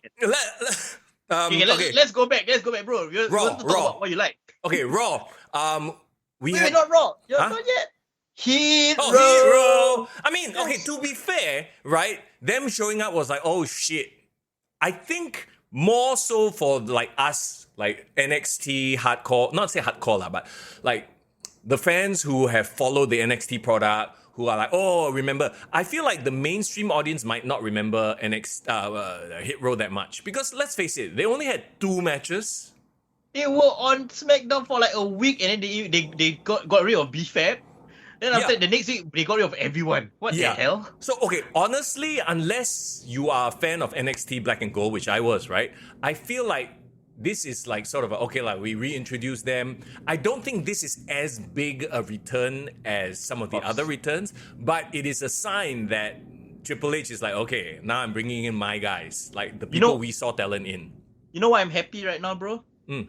Because we're not gonna keep seeing New Day versus Viking Raiders versus Usos. There's gonna be a new tag team that's actually interesting on the SmackDown side of the tag team division. Yeah, and this AJ Top Dollar can cut promos. Adonis, I'm like, okay, whatever. But they are missing Isaiah Swerve Scott. Okay, so that's my question to you, bro. Because they were talking about their 3 OGs. Were they a trio before Swerve joined them? No, Swerve was the first one actually. So Swerve created this, right? Yes. So, okay, in NXT, if you remember, Swerve was doing his whole Swerve thing, and then he started becoming the quote-unquote music producer, and then he formed a stable. So, so Swerve was technically the OG of Hit Row, if you think about it. But, I mean, the situation as it is, now Swerve is, doing great things over on AEW with Keith Lee.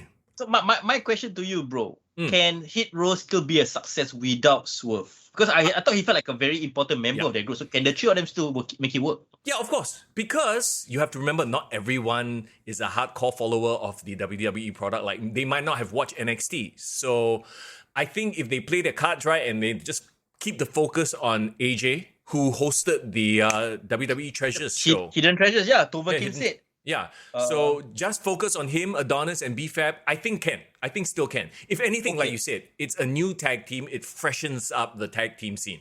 Do you think P. Adonis actually has the potential to be like the main figurehead? Because he damn good looking guy. He looks a bit like Michael B. Jordan. Don't you think so? Sure. I mean, I feel like AJ will be the mouthpiece. Adonis will be the good looker, and then of course they have BFAB lah. Somebody said, I saw on social media, like somebody was asking Carmelo Hayes, don't you want to join them? And it's like, no, they are stay in their lane, they do their own thing. But he would have been a perfect fit if he ever were to go up the main roster, right? Sure.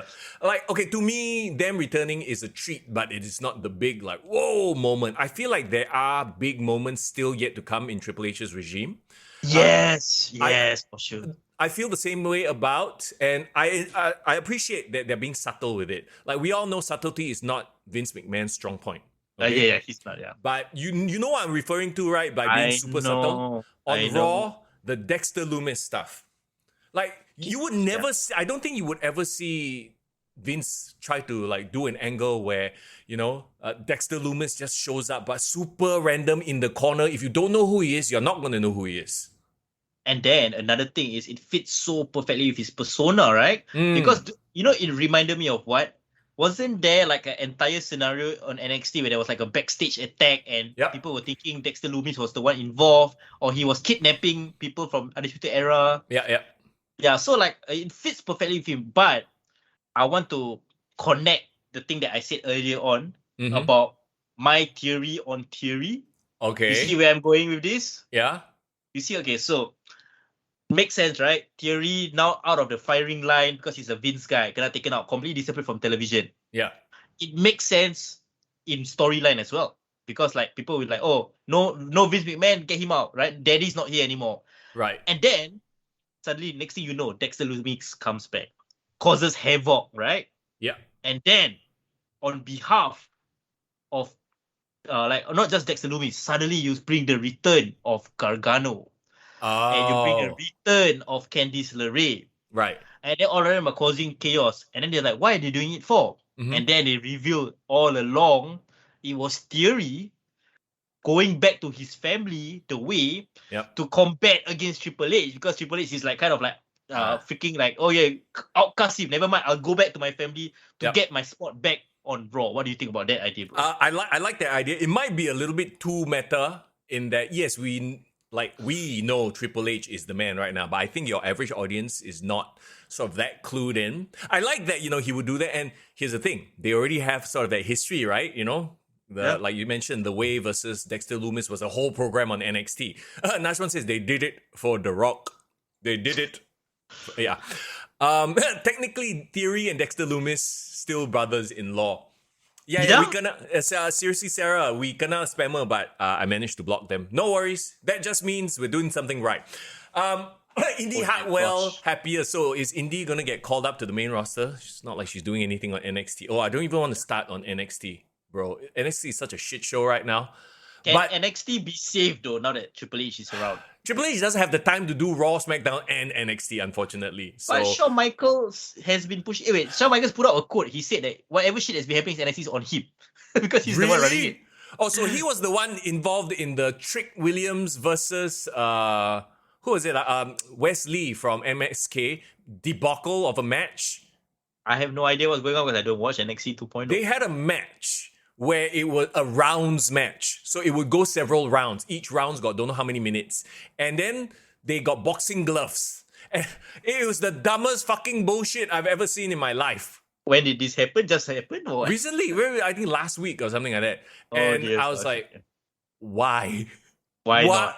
Okay, anyway, I don't even want to get on that because that was just anyway, we have AEW coming up next to talk about, Yes, so yes. that's where all the crap will be.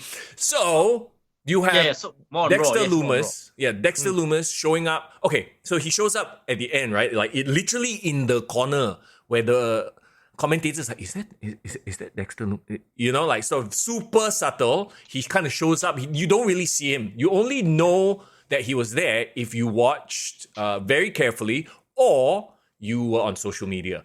I think, and this is Triple H being like, all right, hey, let the kids look for the Easter eggs. He's playing into this generation of diehard fans who will go in and look for this kind of stuff. And then WWE social media, of course, fuels that, right? They like show the backstage footage. I can't remember whose interview it was, but in the background, there was a car smashed into a pillar.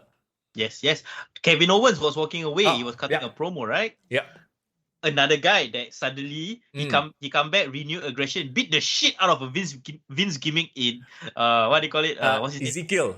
Ezekiel. Straight away, first day back, Ezekiel kena whack the shit out of. Powerbomb onto the ring apron and all that kind of stuff. So yeah, I appreciate that they are doing subtle storytelling. I hope not too subtle to a point where it becomes like Shokshin. They realize like, oh, we know, wink, wink. I'm okay with that. Yeah. No, but don't you agree, bro? Like, don't you think that if like the brainchild behind all this mastermind is not just Loomis doing it all alone, he is doing somebody's bidding, his brother-in-law getting back and causing chaos on Raw because his daddy is not home, right? Daddy is not home. Yeah. Okay. Daddy. Oh yes. Oh God. That's okay. Yeah. Nobody click that, please. So yeah, Raw, SmackDown. At least this is what has happened. It's made it must watch. Yes, guys. Hands up on the chat. Who else is excited to actually watch WWE nowadays? Yeah, for the first time in a long time. Like, look, 3 hours is still a bit long, but at least it's a lot bearable now that you have these little Easter eggs. And it's so smart that they're doing it because it gives us as fans, the hardcore fans, a reason to, is Dexter gonna show up? I better pay attention. It gives me, it's a small thing, but it gives meaning to every scene. Whereas a lot of times it's like, okay lah, I leave Raw in the background to go take a shit, to do my work, right? But if I do that, I will be like, in my mind, like, wait a minute, I might miss something. Remember when Raw used to end with a cliffhanger every night? Like, whether it's like a brawl or something's gonna happen. And historically, the period for WWE right after SummerSlam, going into the fall, going into Survivor Series, is actually the most boring period of the year. Yeah. Usually, right? Yeah. But now, because of this whole new regime change, you're like, holy shit, like, it's actually the most exciting time of the year. So I love that. Well, and they are also gearing up for a big stadium show. I mean, Clash at the Castle, technically not one of their big 4 pay-per-views, but it is big because it's in a stadium, right?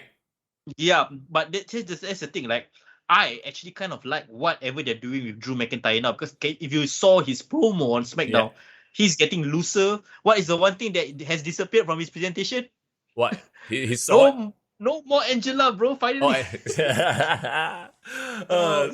You can guarantee the sword was a Vinceism. He's like, you're Scottish.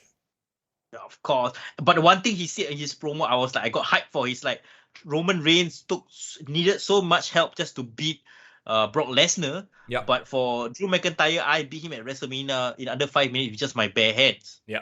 Finally, you re-establish the fact that, hey, Drew McIntyre is a threat. Let him be the threat.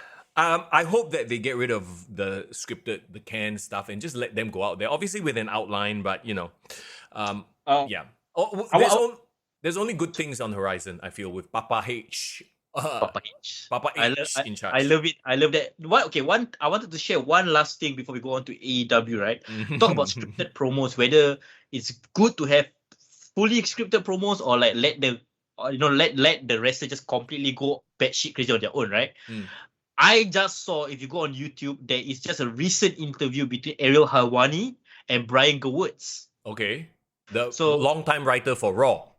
Long-time writer for Raw, currently like the head writer for Seven Bucks Production for The Rock, right? So he actually just released a book. He just did a tell-all book. Like I think the book is called like I'm the 7th most important person in WWE. So he was talking about his time as a head writer from 1999, taking over directly from Vince Russo all the way until 2015. So that he was promoting that book, but the conversations that he had with Ariel Helwani, amazing, very illuminating. You should check it out. You should check out his thought processes on like working with Vince and all that. But one thing I wanted to talk about in terms of the quote that he said.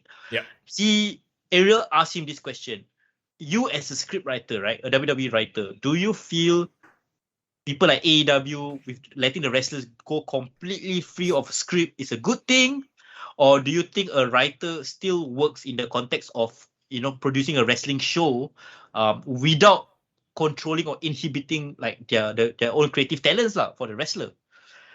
And he actually gave a very, very good defense of script writers or WWE writers that actually can help the talent. Okay. He actually listed down which talents that he worked with who love a script writer, who love working with script writers, who hates working with writers, and doesn't need a writer. Very, very interesting, bro. Okay, so are you gonna tell us who likes working with the script? Because being in the media industry once again, and of course you all know I do a radio show, right? I have done so for 20 years, and in my experience, I have. Okay, thanks. I wasn't expecting that reaction, but thank you.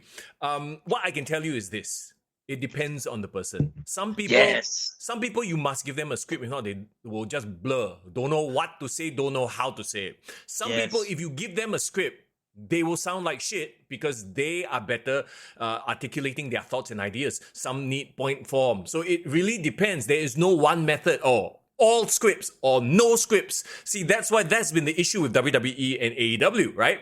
It's like one side is all scripts, the other side no scripts. So it's like you have fucked up promos amongst the good promos, and then on the other side, everything sounds canned. Yeah. My God. Okay. Excited. I want to tell you. Because actually, right, when I tell you who they are, right, it will make complete sense. Okay. Right? Okay. The ones who do not need a script. Wait, hang on. What? Good. Let me guess. So you say you guess first. you say the name. I'll give you the categories. You give me categories. Go. Okay. The guy that doesn't need a script. You don't even give him bullet points. Just tell him what's going to happen and let him do everything by himself. Who? Okay, give me the name first, then I'll tell you if they need a script. Oh, okay, fine. That's easy because it's too wide open. Like, there are million and one wrestlers. You know what I mean? I'll tell you the 3 categories and then you tell me, tell you the names of the wrestlers and you see which one fits. Okay, go. So one who completely doesn't need script, Mm. one who you just need to give them bullet points that they can do the thing, Yep. and one who really cannot work. They don't need the script, but they actually really great deliverers of promos. Okay, right? go ahead. Okay, give you an example. Mm. Kurt Angle, bro. Kurt Angle, pointers. No script. Full script, Okay, all right. I can see it. Kurt Angle really relied on Brian Cowards to help him with his verbiage. But again, because when he first joined, he doesn't know anything about wrestling, right? Yeah, makes sense. So he really relied, but he became a great performer. With the script. Okay. One down already. Yeah. Okay, go ahead. Okay, Stone Cold. Let him go. 100%. Yes. No need to write anything for him. Clearly. The Rock. Bullet points. Bullet point guy, bullet point guy. So he loves to. Edge and Christian. Script. Bullet points. Okay. E and C sort of like in between there. That makes sense also. Yeah, sure. Okay. Randy Orton. Oh, Randy Orton.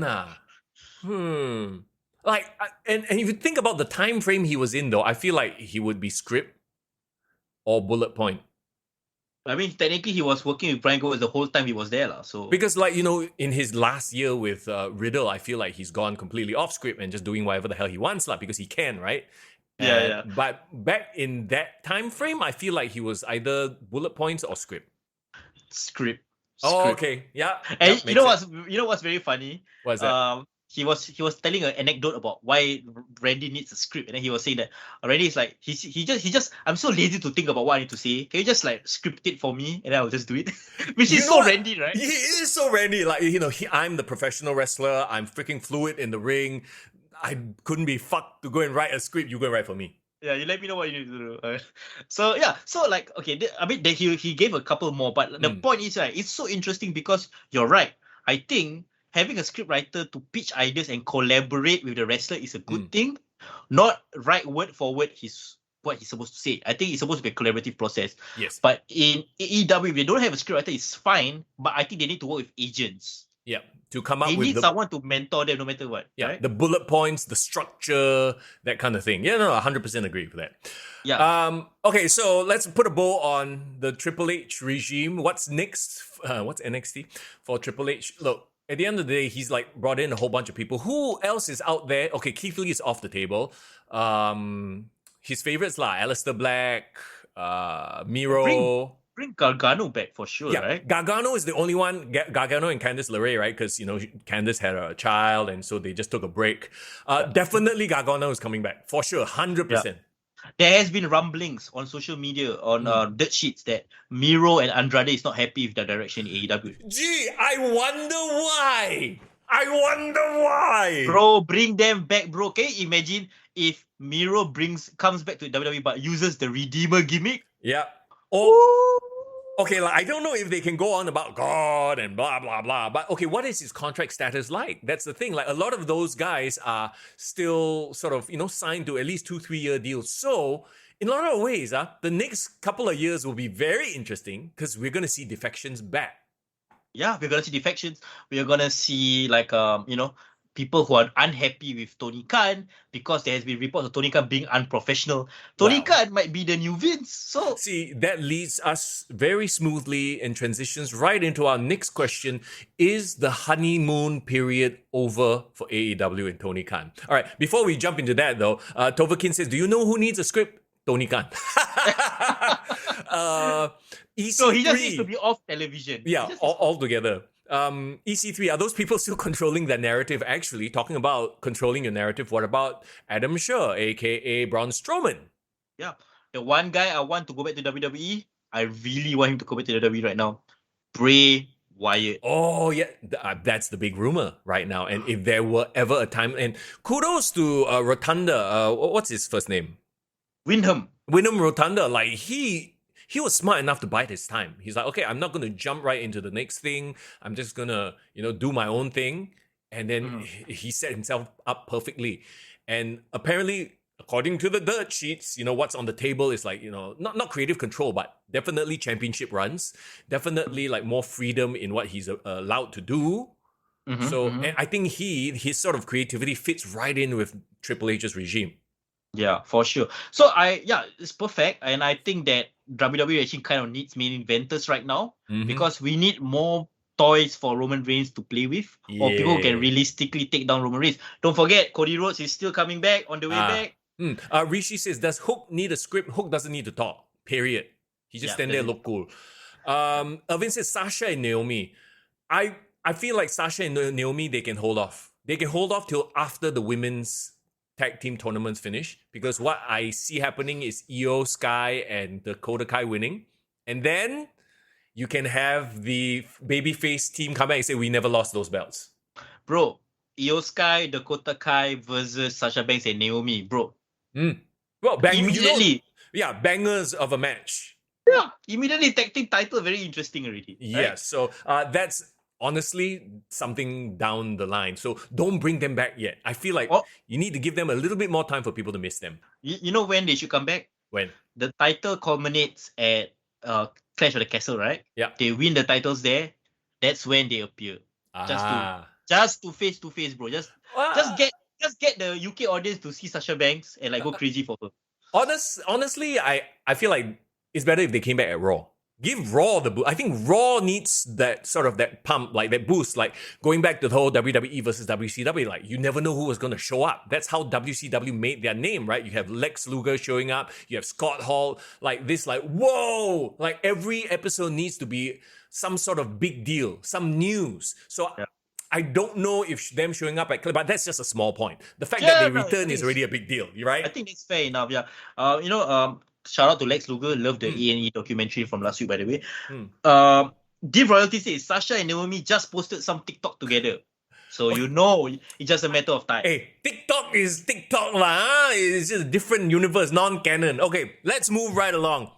Talking about is the glow off of AEW right now. AEW, for the day, years ago came in, we are doing this for the wrestlers, this is all about the wrestlers. We're going to sign all your favorite indie talents and talents that were mismanaged by the WWE. And lo and behold, one by one, Miro, Andrade, Alistair/Malachi Black, they come into AEW, Ruby Riott, they show up immediately. The fans like, yeah, right, this is our favorite. And then you've seen what happened. So my question to you is, bro, now that we've had a couple of years, the shine is off. AEW is no longer the new shiny toy, right? And then, like you mentioned, these reports of Tony Khan losing his shit. And okay, I, for one, do not blame Tony Khan for losing his shit, because this is a very stressful job. And we've talked about this so many times. The one thing he hasn't done right is delegate. He can't fucking do everything. So I'm not surprised he's losing his shit. Yes, but he clearly, I think the promotion that he did recently, right, is in response to people saying that this guy too much already. I think, right, remember, you see this one report where he actually ran to one backstage official and begged him to stay in the job? Okay, was it, I read that report, but was it JR? I feel like it might have been JR. I don't know whether it's JR, but I believe, right, one of those officials are one of those people that actually got promoted. My opinion. Please don't leave. Please don't leave. Rishi brings up a good point. I don't think Tony Khan had a game plan. He ran AEW like a fan and not a businessman. Well, I mean, MJF did call him a fucking mark. One thing I found out from... Okay, so like we are all in the AEW bubble, right? But of course, I watch football. I know what's going on in Fulham. I don't know what's going on in Jacksonville. But his NFL team is sucking right now. Okay. His Jacksonville Jaguar is not like doing well. They got a lot of issues. Yeah. Fulham just got promoted into the EPL, so they just won the championship. Yeah. But apparently, I read the message fan boards. Even the Fulham fans don't like Tony Khan. They just see that he is just a weirdo. He hasn't connected with the fan base, so they just leave him alone. They don't take him seriously. So he is just weird everywhere. He just thinks that data and numbers is enough to manage a team. But he is one of those guys that are super into the numbers, and which is great. You need a person like that, but you also need other people to handle the day-to-day, face-to-face. And like you mentioned, right? Yes. So recently he did promote a bunch of people. Was it like Sanjay Dutt, Pat who else? Buck. Pat Buck. Was Christopher Daniels one of the guys as well he's brought in? I think so. I don't know whether Christopher Daniel, QT Marshall, I remember was the name. Oh, and Madison Rain to mentor the women. I'm sorry lah, but did you see Madison Rain versus Jade Cargill? She doesn't. I think she needs to be mentored also, bro. Maybe maybe she's one of those who like for example, what's his name? Matt Bloom, right?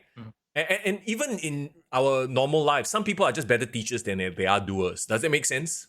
Yeah, for sure. Okay, wait. One thing that Haley was asking, isn't it owned by or controlled by the father? The father, Shahid Khan, is the owner, but he is the co-owner as well, and he is actually managing the analyzing and like the performance and the signings as well. So Tony Khan deals with Jacksonville Jaguars, Fulham, and an entire wrestling federation that recently bought ROH as well. Of course, he's losing his shit. Of course, he's falling apart and yelling in announcers' ears and stuff like that. Can you imagine? Hey, maybe he had to go and beg Excalibur. Maybe it was Excalibur all along. Tolong, please don't leave. Bro, just let Excalibur leave. Who cares? Oh dear gosh. Okay, yeah. So he needs to get some structure done. So clearly there's some structure in place.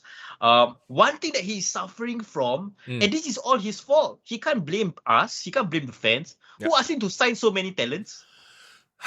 Because he's a fan. At the end of the day, he's a fan, not unlike a certain billionaire Ted. And I'm going to start drawing the connections here.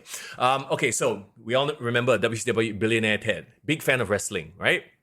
And when billionaire Ted, the real downfall of WCW, yes, you had the Hogans, you had NWO with their guaranteed contracts. They were hemorrhaging money because of that, right? But the big, like sort of the nail in the coffin was really the AOL Time Warner merger, if you remember that. Yeah. Don't you see some parallels though? Yes, this is what I'm trying to get at. Big corporate merger. So the what's his face? Ted Turner, who used to be the top, he kinda moved to a position where he didn't have power anymore. And the new management, they're like, we don't like this wrestling thing. Like, what is this crap, right? And that was really the sort of the nail in the coffin for WCW. They had already been on a downward trajectory.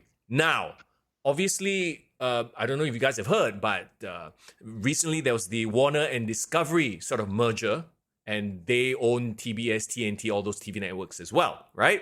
Yep. And AEW's TV contracts are up for renewal in about 2 years. And over at Warner Discovery, they are talking about restructuring, cost cutting. We all heard the Batgirl movie, 70 million they parked into that thing. Oh, cancel, gone, bye-bye.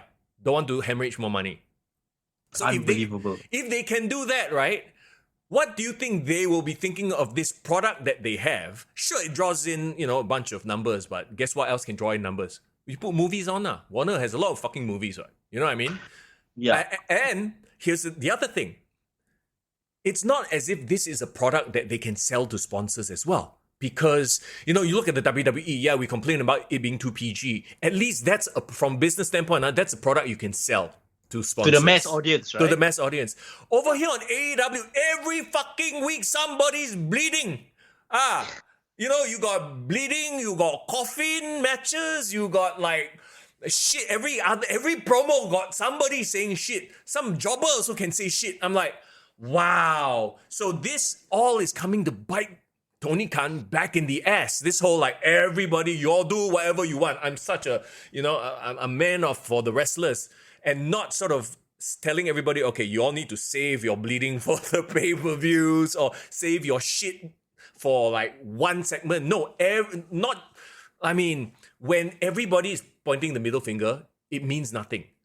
Yeah. Do you remember back in the Attitude Era, really only one person flipped the bird? That was Stone Cold Steve Austin. So it made it special, right? Now everybody is flipping here. Face can flip, heel can flip, can say shit. So you're looking at that and going, I don't know if they're going to renew them for another 2 years. And if they lose a TV deal, well, good fucking luck. But first of all, if they renew, what's to say that they will pay them the same amount or even more? They might even pay them less. Or they will take away 2 hours of Rampage. Then what happens then? That is what? 2 hours of Rampage? You mean one? Oh, sorry. I mean, like 1 hour Rampage. Yeah. Because I was thinking to myself, Battle of the Belts also is a thing, right? Oh my god. Okay, very quickly, right? Who gives a fuck about Claudio versus Takashi take a shit? Whatever his name is. Uh, Takeshita. Like, bro. no, seriously, like, I know this is 1 week late. We were supposed to talk about it last week, but we didn't do the show, right? But what I remember was I was like, okay, I want to watch Claudio and Takeshita. Like, you've seen him sort of grow. He's had really good matches. Like, he looks like he could legit be a star. The problem is, I realized, they sort of booked it on the fly in okay lah, it's a match that's happening. There was zero lead up to it. Right? Yeah. It felt like, we are supposed to do a show on this Saturday, so let's just put some stuff together and let's just throw it out there. Let it happen, right? Oh my god. Instead of, and credit to the WWE, even like their cruiserweight special or their mixed tag challenge, remember all that stuff? They promoted it as if it was a big deal. My problem with Tony Khan right now is that when AEW first started, I felt there was a plan. I felt like they were booking stuff 2-3 months ahead, but now I feel like they're booking week to week. Do you feel that way? Oh, 100%. And they're booking week to week so like last minute, not even week to week, I feel like it's day to day, where certain shows you can tell is just an afterthought. Rampage is just the 3rd hour of Dynamite. And then forget about your Battle of the Belt. That one is really just, oh shit, this week we have an extra hour. Okay, I just fill it up with shit. The worst part is, bro, Mark booking, right? Can he go through 1 week without booking a stipulation match? Oh my. No, last week, the Quake at the, Quake at the lake. Quake by the lake, yeah. Quake by the lake. And then next week is the dragon, don't know what dragon, because got Game of Thrones. I'm like, fuck lah. Okay, that's great, that's fine. Theme show, I'm actually okay with that. But yeah, you have a coffin match right at the start. The first match, Brody King bleeding all over the place already. And then you have Darby Allin jumping off of it. Okay, that's great, whatever, right? And then your main event, you had Mox versus Chris Jericho, which was another bloodbath. And did you see how... so, okay, they did this spot, right? Fuck lah. I love Chris Jericho, but God, every week I'm saying, I love Chris Jericho, but... So he does this, but it's a huge but. They do this thing where he rips out Mox's earring. Yeah, which is supposed to be like this gruesome like thing, right? And then Mox blades his ear. He bladed his ear. And then after the commercial break, they came out Crimson Mask. Oh, but what the fuck? How did the bleeding of the ear become in front? Well, you know what? I'm gonna be honest with you. When I was watching Dynamite and they started doing that shit, I got so annoyed. I started doing my work. I started working because even though I was supposed to like be chilling, I was like, I'm wasting my time. Bro, there's only one savior and he's finally back. Look, you can't rely on one guy though. And I totally get it, right? Like, the big return. And they've kind of pissed away the return as well in a way. Before we get to that, let me check out the chat. Haley says, every week need to change the ring mat. At some point, your audience is going to get desensitized. Exactly. If you're blading every week, if you're cursing every week, it's going to mean nothing anymore. How Mox is substituting blading for his drop with alcohol. Oh my god, that's the theory about Moxley. Huh? Are you serious? Okay, so what he's saying is he's using blading as a replacement for his former addiction, quote unquote. I don't know about that. Nah, that's not the case. I mean, first of all, who will enable him to do that? You know what I mean? Tony Khan. Because he's letting him do what, in a lot of ways, he's enabling him, right? He's letting him, you do whatever you want, you blade all you want lah. So actually, there is... I'm not going to dismiss that idea completely, but obviously we don't know the man, so we can't really sort of make a judgment. But it's funny that his own wife, Renee Paquette, actually tweeted, "My husband bleeds more than I do in a month." Oh my god. Like, even Renee Young is like, bro, you bleeding too much, goddamn. I completely agree with what Irvin just said. I think Tony had a 3-year plan, but just now that it's past 3 years already. Yeah, now he's like, and then he's realized that his quote-unquote executive director, what is that? EVPs, they are not all they're cracked up to be, Kenny, I'm gonna call them out. Kenny Omega, the Young Bucks. I think they are indie talents at best. And they've proven themselves indie-rific talents at best. Okay, you know what's worse? I believe, right? Cody Rhodes was actually the one EVP that I thought could hold the thing together. Like, Yep. Tony Khan was the weird, like you said, the data's guy, all over the place, very frantic and get shit done. But I thought, like, Cody would have been the calm presence that would have made it a great act. Yeah. Clearly, the Young Bucks are out for themselves. Yeah. Kenny Omega is out for themselves. So they're just doing their own lane, their own universe, right? But I Correct. think that was holding it together was basically Cody and Tony Khan. But now that Cody's power has been diminished to the point that he left WWE. AEW. He left AEW. Sorry, AEW and joined WWE. Tony Khan left in charge. This is what we're seeing right now. Yeah, left to his own devices and letting his talents run the show. Hopefully, now that he's sort of remedied things, but then again, ultimately they still report to him, right? So whether this is just a band-aid on a much bigger problem, we'll have to wait and see lah. But clearly the biggest problem right now is they need to rein the talent in. But then again, see, now you have a problem. You've let You've disciplined your children in a way where there was no discipline. They can do whatever they want. Now you start to discipline them. Are they going to start resenting? Say, hey, but when I first came in, I didn't have these rules and you know what I mean? Or now because CM Punk is here, now because Bryan Danielson is here, blah, blah, blah. So then that causes a whole cascade of reactions and resentment. And that's leading once again to what we, started in the first place, started talking about. The honeymoon period, it's clearly over. Now the realities of a full-fledged wrestling business is hitting them and hitting them hard. You have legitimate money-drawing stars. You have Daniel Bryan, who is, unfortunately, by all accounts, the nicest guy. Too nice to the fact that where he's in a program with Daniel Garcia and tapping out to him or losing to him. Yeah, my problem is, right, they have big-name stars, their biggest drawing talents who can legitimately be a draw. But I felt like that system of making money in wrestling is from a bygone era where you're relying on one star to draw the entire company to make money for everyone. Yeah. CM Punk gone, wow, go to shit. You know what I mean? Oh yeah. Well, went completely to shit. Yeah. So like, if CM Punk is like the main guy, I'm okay with that. But CM Punk, we have to hitch the handbag of CM Punk to create more new talent. That's the problem. MJF was supposed to be the guy, but then they are shitting MJF's career. Okay, now the question is he back at the negotiating table? You can still save it by getting him back at All Out, right? Like, he makes his return, blah, blah, blah. But then now you have Triple H, and Triple H is definitely on the pulse. He's definitely reached out to MJF. And he has a storyline there, right? Just waiting for him with Cody Rhodes, bro. Yeah. Just right there with Cody Rhodes. I can't imagine the promos MJF and Cody Rhodes will cut in WWE referencing the time in AEW. Yeah. No, and you know that Triple H will let MJF just be MJF without scripted promo. So this might be the best time for MJF to go over and make the money that he knows he can make. Because right now I feel beyond CM Punk, beyond Bryan Danielson, AEW doesn't have any star that people will watch for. The MJF literally handed AEW Wardlow on a silver platter. Nah, I made him a star. And what do you do immediately after that?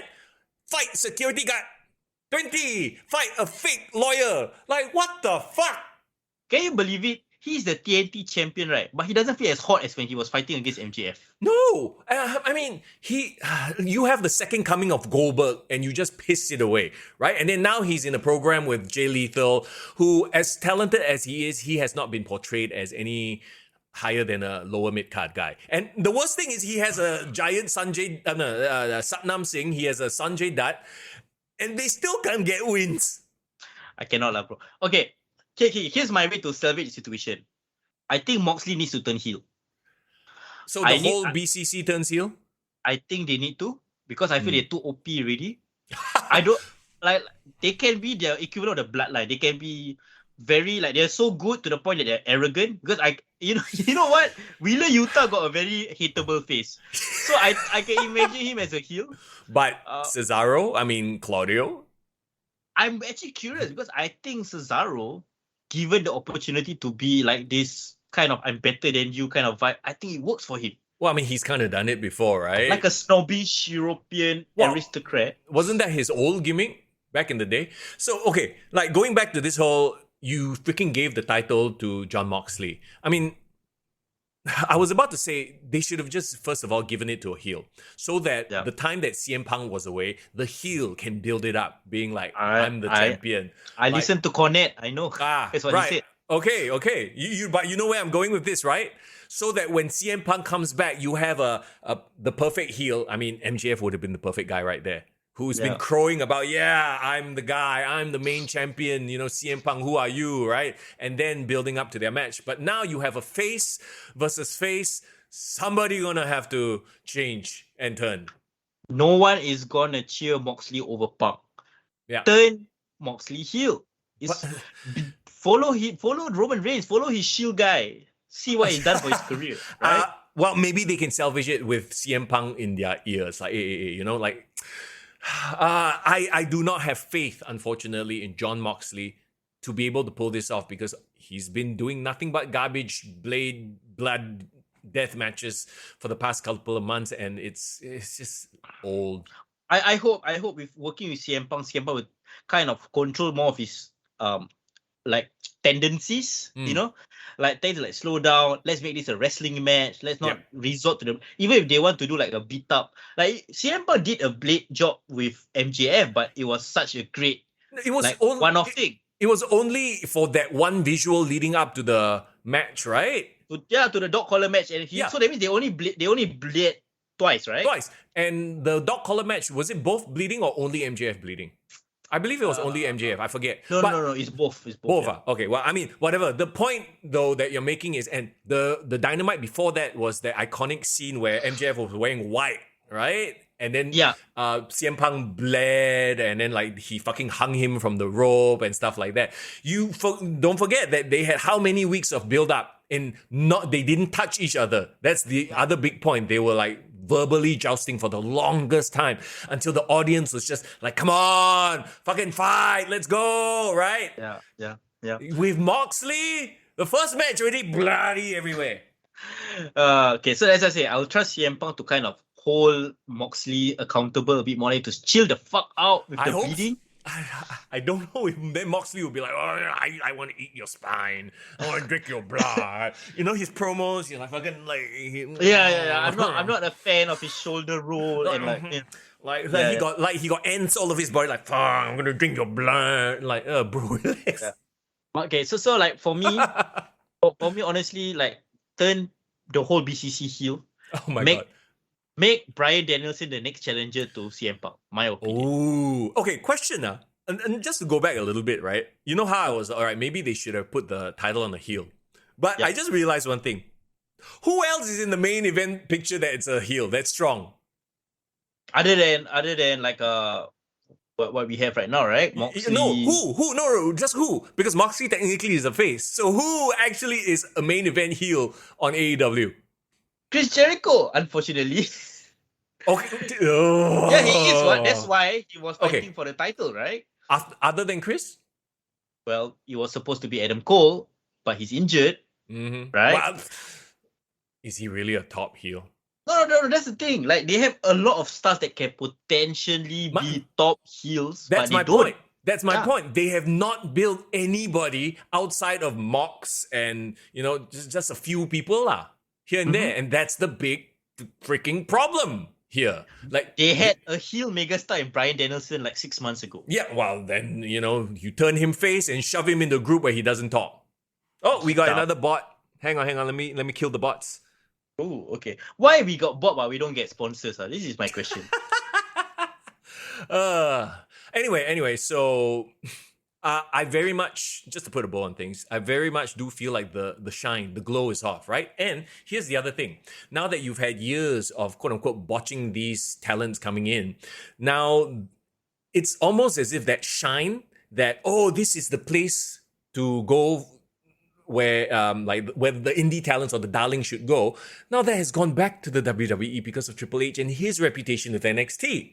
So AEW, the one of the big selling points of AEW was, this is where the unsung heroes are going to be and they will not be mistreated. Well, now it's turned the other way because a lot of these people went over the AEW. You saw that they didn't know what to do with them and they've quote-unquote been mistreated there. Malachi Black, Miro, Andrade, so on and so forth, right? And now it's completely the other way around. Now people want to go back to the WWE. You want to see Andrade go back. You want to see, Miro go back. Yeah, no, so like, well, that's the point, right? Back and forth, back and forth, back and forth. But I feel like right now AEW has an opportunity to kind of claw back a bit of that momentum that they've lost now that CM Punk is back. You know that this coming week in AEW Dynamite, when CM Punk cuts his promo, everyone will be watching. Everyone wants to know what is the direction, right? I'm not scared. I'm not worried about that. They had a great heel that they created in Christian. Kept him off television for 1 week. Now we forget about him already. But he will come back. Sure. But I don't have faith in them to salvage this. They already botched it, right? He could have had a longer run. Maybe he should have been the freaking champion. Save CM Punk versus Christian. I would like to see that. Have they even fought? I mean, they fought in ECW, I guess. Okay. And okay. As much as we, or you shit on the Young Bucks, I try to be very neutral. So Young Bucks kind of hinted the fact that they wanted to reform the trio with Hangman Page, right? And in the most fucking childish, high school play way. Yeah, they're acting rabak. They cannot make it. Fucking rabak, because you know what? They've only done it in front of indie situations. Then going backstage, we're hurt. Like, oh my god, what is that? Like, and that segment was so long, right? And then of course, Hangman Page, who was the champion, and now is just hanging out with the Dark Order backstage. I'm gonna be in their corner and supporting them. Bro, you're not even in this tournament. Okay, great. How the mighty have fallen. You know what this means, right? You know what this means. They are clearly opening the door for the return. Well, okay, the commentators are, is it going to be Brandon Cutler? We all know it's fucking not going to be. And so, yes, the Young Bucks are going to bring back their favorite best friend, Kenny Omega, the Elite. They're going to run roughshod and they'll have titles so they can be happy and just let them be happy. Let them live in their pocket universe while the actual big boys play. Yeah, so exactly. So that's why I was kind of in my mind, right? Jim Cornette's voice and your voice somehow in my head when this shit was happening, right? I know what you're going to say. I know what Cornette's going to say. But I think this is the perfect spot for them. Let them just be crazy in the trios title tournament and this whole division. Keep the Elite there, just there. Bro, put this division on Rampage. Best. I really stopped watching Rampage already. Rampage is so throwaway right now. It's so obvious. And did you read about their ratings? By the way, they've been steady decline. Yeah. Less than 500,000. They're hitting lower. No, but that's the thing, right? My thing to do on Saturday morning when I wake up is to watch SmackDown the 2 hours. That's I carry on my day. Yeah, Rampage. I just check Bleacher Report. Right, exactly. Because the importance is no longer there. Yeah, you started off with a bang, obviously, with was it Daniel Bryan or CM Punk's first match? First dance. Right? Million viewers or something like that, and they're now down to 300,000, 400,000. Oof. Okay, and it doesn't seem like they're doing anything to really sort of bring back the viewers. So dump your trios, best friends, and the Elite and all that crap there. Let them have their own little thing. Yeah. Let the main event stars play on Dynamite. Honestly, I really want to see if it's just Kenny Omega, Elite, Adam Cole, Undisputed Era all in that one show. Can they draw or not? That's how to know what. That's how to know whether they're really stars. That would be actually very interesting. Oh, Irvin says, oh my god, if FTR go back and they were booked by Triple H. I mean, for God's sakes, FTR is, they're kind of back with Wardlow, they had that whole thing with, they're going to go up against Jay Lethal and his group. It's okay, they're on TV, but do you hear their pops? Amazing pops, what? The FTR, right? Yeah, FTR, their fans love them. But for whatever reason, they have every title except for the AEW tag team titles. And what are Swerve and Keith Lee doing? No, did you hear the reports? The Young Bucks could have had the third match in their series against FTR to unify the titles. That could have feasibly headline all out, but instead they didn't want to do it. They turned babyface. They actually dropped the title to Swerve instead. so that they deny the fans of their ultimate dream match. I do not know why they don't want to put over FTR. Because they are egos. I mean, it's like, right, I can't wait for 10 years down the road when they do the death of AEW. The dark side of the ring. Yeah, the documentary or what, and then they talk about how the Young Bucks were just like, they were obviously in it for themselves. But you can't be in it for themselves if you're supposed to be EVPs, what? It's easier said than done, lah. At the end of the day, like I said, just going back to, they were EVPs. They were big for what they were doing, and they've done an amazing job in the little arena. They were the big fish in a small pond. Now they're in a big pond, and they are desperately grasping on to their power. They're like, oh shit, these people actually know what they're doing. Fuck, we better use our, titles to try to, negotiate and maneuver ourselves into a position where we don't become irrelevant. And that's why, ta-da, Trios title, now they can be champions again. See, bro, it makes sense, right? Everywhere Young Bucks go, right, they always live on bad terms with their companies. They had a falling out with Impact, they had a falling out with ROH, they had a falling out with New Japan when they joined AEW. So what does that say? Well, we'll leave it up to you to infer whatever you may infer. Oh, and then of course, like the first match, aren't they going up against Andrade, Rush, and Dragon Lee? 3 talents who, by all means, are incredibly talented in the ring, who look like actual badasses, right? And they're probably going to lose to the fucking Young Bucks and Kenny Omega. I mean, I got nothing to say, but I've no, it's not like I'm a big fan of Rush, Andrade, or Dragon Lee, but it's like, come on, man, like just visually they look better than them already. Yeah, that's the thing. No, they actually like legitimately look like a badass group, right? And team, right? Aren't they trying to promote Rush? He just signed, after all, Yeah, I don't know. Okay. Right now, what's your excitement levels for this trio title tournament thing? 0, none, nada, non-existent. Link. Okay, kosong. Link. Kosong.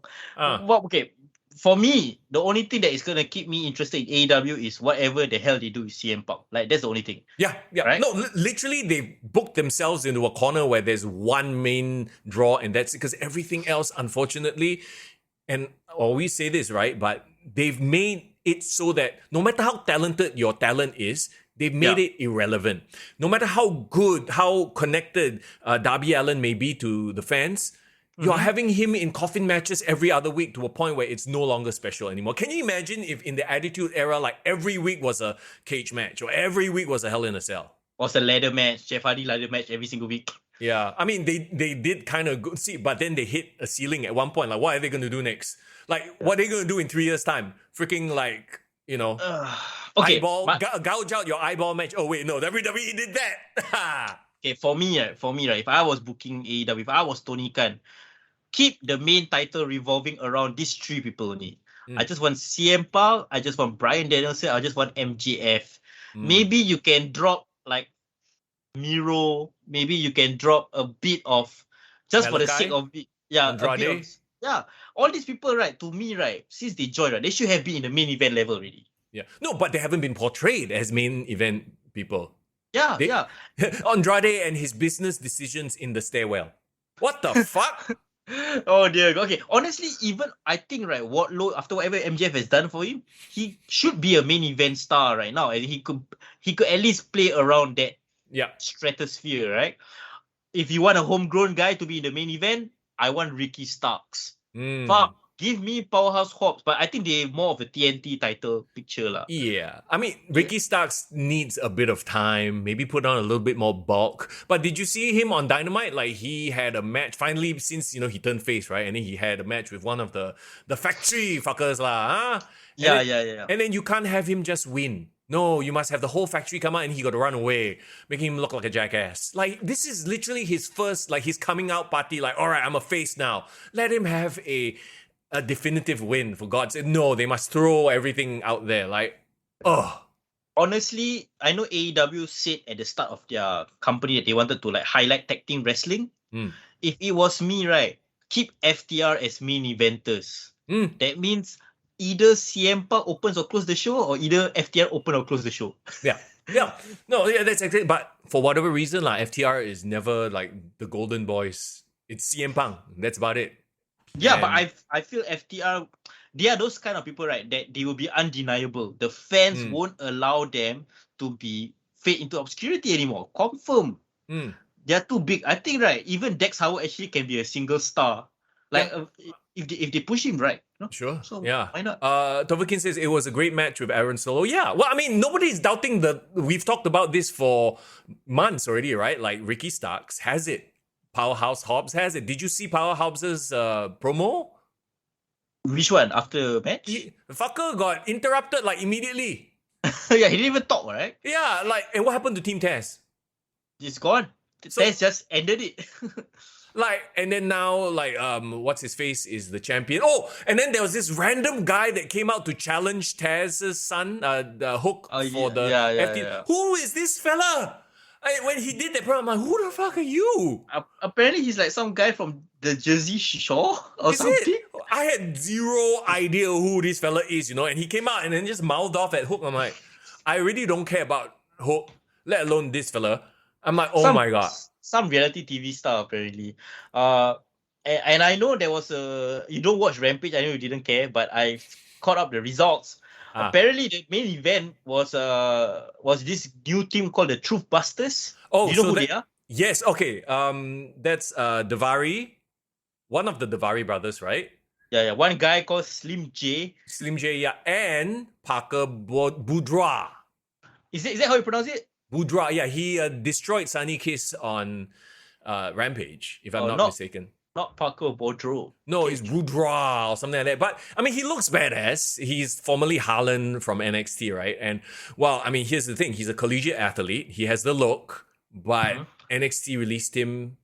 So I feel like, I think this fella might have issues in terms of discipline or something is just not working with him. Didn't we saw the report? Something people say that like he wasn't progressing, developing the level that they wanted. Not teachable, quote unquote. So, well, I mean, there he is in AEW. I mean, he basically destroyed Sunny Kiss, which makes sense, right? You want to give him a big, like, hello, this is the big new horse. But you put him in no, I remember the promo now. I remember the promo. This Davari, just randomly, we've never seen him anywhere, shows up. I'm the richest man in wrestling. Huh? Who? What? The team is called the Trust Busters. So they got their trust fund, apparently. Their parents, so like rich, cocky, heels about. All of a sudden, he's like, I'm the richest man in pro wrestling. I'm like, who the fuck are you even? I only got one question. What happened to the wingman? Oh, who cares? They're on Dark, AEW Dark Elevator. Took you very long enough, right? Yeah, like wingman. Oh, it's that librarian guy and Dolph Ziggler's brother. Yeah. Okay, that's the thing, right? Wait, hold on. Div says Jay Wow's husband from Jersey Shore. That's the guy who's challenging Hook. Yeah, it's a reality star lah. Then fucking cut a promo or like show some footage. I guess maybe they can't show footage, but show some Instagram, like, do a package or something. AEW has too much talent who are not over. Yeah. Oh, what happened to Paige Van Zandt? Talking about crossover talents. What happened to her? Did she go, okay, this looks like a shit show, I'm leaving? I think she went for training for a bare knuckle fight, I think. You think? No, but no mention of Paige Van Zandt. Like, what's his face has disappeared off the face of the earth. Dan Lambert. Dan Lambert. Scorpio Sky just like, after he lost one, he's like, bye-bye, he died. I don't know go where. Ethan Page cut some weird promo, right? No, he didn't even cut. He basically looked at the camera and said, fuck this place. Yeah. So you have all these indie talents, I mean not indie talent, like talents who clearly have potential, who are now turning sour on the company. And then you know what's my favorite part? What? Park won a whole new title and after that disappear and travel around the world defending it, not on AEW. Okay lah, they got show clips lah. The problem is the clips they show make it look like it's some sort of like house show, kucing kurak. Don't know, like defending it in a warehouse. Yeah. Sort of a vibe. So I'm like, wow, okay, this looks like shit. It's like Even the FTW title got more shine right now than the All Atlantic title, right? Oh my god. So yeah, clearly AEW suffers from a problem of too much and no direction whatsoever. Going back to the the connections I've been making, does it not seem like late stage WCW to you? It does. But again, bro, we call it like it is, right? Like just 6 months ago, we were saying that Dynamite is much better than Raw and SmackDown. Because of two people. Yeah, Bryan Danielson, CM Punk, MJF. Okay, three. Okay, so those are the top stars, right? Yeah. Keep them as top stars. Keep them the reason people watch. Even remember, Eddie Kingston was actually a top star at one point. Yeah, and then, well, I mean, he had the whole thing with Chris Jericho technically is a top star, but the way he's just been going off lately, I'm like, So, we've been here before because I remember during the pandemic 2021, we were saying that Dynamite was so hard to watch, impossible to watch. And then CM Punk came, things got better. So now we're down. So I believe that there is a light at the end of the tunnel. But they need to fix it really, really fast because if not, WWE is just going to reclaim that top spot, man. Because you know, what do you mean reclaim that? They already have the top spot. That's true. What are you even talking about? Like, okay, if anything they're reclaiming is they will, like I said, the shine that AEW had as a place where, you know, we love the quote unquote, the smart marks, right? Now we'll go back to WWE. They're like, all right, Triple H is in charge. He gets us. So the shine is off AEW. They need to step up. More importantly, I'm not talking about the wrestlers needing to step up. I'm talking about they need to get their shit in order, not give everything away on free TV, you know, like bleeding from the first match, last match. Like, just relax lah. Yeah. Well, you know, I think WWE, AEW, pro wrestling in general is like life lah. It's never perfect 100%. Sure. 80% might be awesome. There's always 20% that will just like, fuck this shit lah. Yeah, well, I mean, hopefully CM Punk can make it at least 60%, if not 40%. I trust him, bro. CM Punk is my guy. If you only open Dynamite just to watch CM Punk segment, I think it's enough to make your day a good week ahead. Well, you know what's gonna happen right at the start of Dynamite next week. Like John Mussolini. No, come on. They haven't started Dynamite like that in a while, okay? And that's what a lot of people miss. I missed that so much. No, I thought you were going to say what's going to happen at the start of Dynamite. John Moxley bleeding straight away. Wow, that too. Like, for no reason, he's just standing in the parking lot bleeding from one eye. So, you know what? CM Punk will be the savior, but he can't do it alone. He needs all the help he can get. I hope Moxley freaking takes the lead from CM Punk, and maybe this will be the best of Moxley that we've ever seen. You know what I mean? Like, I don't doubt that he can pull it out. It's just that, will he listen? Yeah. And the funny thing is, CM Punk came out without a title. So what? Do they just have the one title? Do they not have two? Like, you remember when in situations where, when he came out the first, like previously he had a title and he showed it at John Cena, remember? So like yeah, exactly. Whenever there has been like sort of like two champions and now they have to crown an undisputed champion, right? Usually I have two titles so they can like, mine is the real one. No, mine is the real one. That whole dynamic. When CM Punk came out to make the save, he didn't have the title. So is there going to be one? Well, we shall see. We shall see. I think they should both come out with the titles. I think maybe this coming Dynamite he will. When is their next pay-per-view? It's All Out, right? Okay, so here's the annoying thing. Tomorrow or next week's podcast is still gonna be a very slow news week because both Clash at the Castle and All Out is happening in the same weekend, September 3rd and September 4th. Are you serious? You're freaking serious, yeah. Wow. Wait, 3rd and 4th, so it's a Sunday and a Monday for us. 3rd and 4th, I believe it's a Saturday and a Sunday and a Monday, correct, you're right. Oh, okay. Wow, that's a lot of wrestling to watch. And you know that Triple H is going to go all out and say, fuck y'all, we're going to show you what we are made of. Let's go. Yeah, so essentially, we are still 2 weeks or 3 weeks away from that whole shebang before it goes down. So you'll never know what's going to happen in this next 1 week. I think the build-up is the most important. And if there's anybody I trust, is Papa H. He knows how to, build up a card, much like building up to the old NXT takeovers. I think there's going to be a lot to look out for, especially for Clash at the Castle. And Clash at the Castle might just be his first sort of like fully Triple H in charge, like proper one. So you know it's going to be a banger. Hopefully we get a really great card, and I hope, All Out has always been delivering since the inception of AEW, so I hope they have a great enough card to okay, I'm still going to watch this no matter what, Yeah, I mean, okay, I'm going to guess that they will have the finals of the trios title there. Yeah. I mean, it has to be CM Punk versus Jon Moxley, main event, right? Yeah, it should be. Maybe they will do something with BCC and JAS one more time. Okay. I hope it's not a faction match. I hope it's like I don't know, like one of the guys like Garcia and Danielson. I guess that's where they're going, right? Yeah, well, the last time they did a full-on, all-out trash match, Daniel Bryan got injured. Yeah, so I hope not. I hope it's just solo match. Mm. I hope that they will give some shine for Powerhouse Hobbs and Ricky Starks. Wow, separately. Are they gonna feud? They will, they should. They seem to be doing their own thing, kind of, maybe. Nah, they will. Singles match between both of them and another singles match between Christian Cage and Jungle Boy. That needs to be off, right? What about the women's division? Jade Cargill, obviously, collision course with Athena. Yep. It seems to be that's where they're pointing to, because Chris Statlander got injured, right? Injured. And you notice I brought that one up first because that one was more top of mind. Because let's face it, the women's title, I meant the TBS title. That one's more important. The women's title.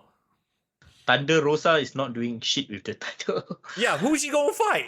Tony Storm again? Aren't they supposed to fight? Yeah. That's what they did. They kind of said that, they're gonna. She's now the number one contender. Thunder. No heat. Two faces. Yeah. So yeah, on paper, I will still buy that pay-per-view. Not because I'm forced to, but because I just want to. Wait. So which one is actually coming first? Clash or All Out? I think it's weirdly enough, bro. I think it's Clash first, because Clash is happening September 3rd. Oh, it's in the UK lah. That's why it's the weird date, right? Yeah, September 3rd. So UK, it should be like Sunday morning for us, and then All Out is actually September 4th. If they blow it out of the water, right, and basically give the fans everything and then some, it could actually affect the pay-per-view buys for All Out, because there's oh shit, I already had my fill of wrestling. I only watch this AEW. Or the hardcore fans like us will still buy and watch, confirm. Yeah. But I think your average sort of casual might look at this and go, okay, well, if there's one match I watch or one wrestling event I watch, probably be the WWE one. Yeah. Interestingly enough, September is the hottest month of the year right now. Hottest as in heat? Hottest as in wrestling heat. Okay. Hype, okay. Right? So interesting. That's a very interesting, because that has never happened before, I think, historically, on September. Well, September leads up into November, which is Survivor Series, is it not? And I've heard rumblings that there might be a draft happening around this time. Oh shit. Who knows who might show up? Who from who NXT? Okay, wait. Braun Breaker. Braun Breaker, I don't know, maybe too early. But what I'm thinking about, what if, imagine they do a brand roster split? Yeah. Triple H in charge of that brand roster split. No, I think, for sure that will be very interesting, right? But if you think about it, that's because you haven't been watching NXT. I casually watch it once in a while. I have it when I really have nothing better to do. I'm playing video games and I'm like, okay, fine, I'll have NXT in the background. He is feuding with what is his name? JB McDonough right now. Is that the Finn Balor student guy? Yes, that's Devlin, Jordan Devlin. Jordan Devlin was such a better name. Yeah, Jordan Devlin was such a better name. But I'm like, he seems like he's wasting his time there. I'm like, Jordan Devlin is doing this whole, I like pain. I know how to twist your arm in this way, that way. That's his whole gimmick, where he knows how to manipulate. What do you, Pete Dunne? Fuck. Oh man, I heard. I don't know whether you saw this recently, but I saw news coming out of NXT UK that the Ilya Dragunov had to relinquish his title, bro. Why? Injury. Oh. So his entire title reign after he won from Walter, right? As great as that particular match was when he won, I heard nothing from him ever since then. Well, that one another issue altogether. So can't really talk too much about that. But anyway, there you go. That's this week in wrestling. So much to talk about. As always, I am excited for the first time in a long time to watch this WWE product. I am exhausted from today's podcast, but I'm excited for the weeks ahead. Yes, yes. Well, I mean, if anything, that just shows that, there's a lot of stuff to look forward to, right? Not just in the WWE, AEW space, but also in local wrestling, in regional wrestling. So, everybody, thank you so much for still hanging out with us here on the podcast. We super appreciate it. If you missed any of it, you can always watch the video on demand right here on YouTube, or you can head over to Spotify and listen to us while you're on the treadmill, whatever, Spotify, Apple Podcasts, wherever you get your podcast. Oh, and also don't forget to leave a like if you haven't already on this video.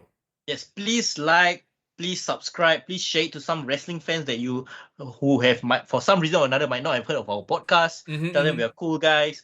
And thank you so much for supporting us all this while. Those on Patreon, shout out to like Div Royalty, Christian, Shadow. the Shadow, that's our Patreon sponsors currently as well. So if you want to support us as we try to expand, because me and Young, we are thinking of we're gonna hire someone like an intern or like someone along the lines to kind of help us run this whole operation as it gets bigger. I hope you can consider pledging your support and being our Patreon sponsor. So please help and support us. If you support, I promise not to bleed anymore on the stream. I have right now, because I haven't had the chance to wipe myself off and wash, right? I have a crimson toe. You want to see my crimson toe? Wait. Must change the limits to not safe for kids. Okay, come go. No, I'm not going to show you my crimson toe, but yeah. Imagine that John Moxley is my toe. Oh dear gosh. My pinky toe right now is like, woo! All right. We do not want to get kicked out of YouTube, so I think we should just keep it there. Young versus Foreign, first toe blood match, says Irvin. Let's go. Oh dear gosh. But all jokes aside, thank you guys so much for hanging out. We appreciate you, and we will see you again next week for more wrestling action. As always, it's Mr. Young. And it's Foreign in the building. Have a great wrestling week ahead. Kick to the gut. I like it.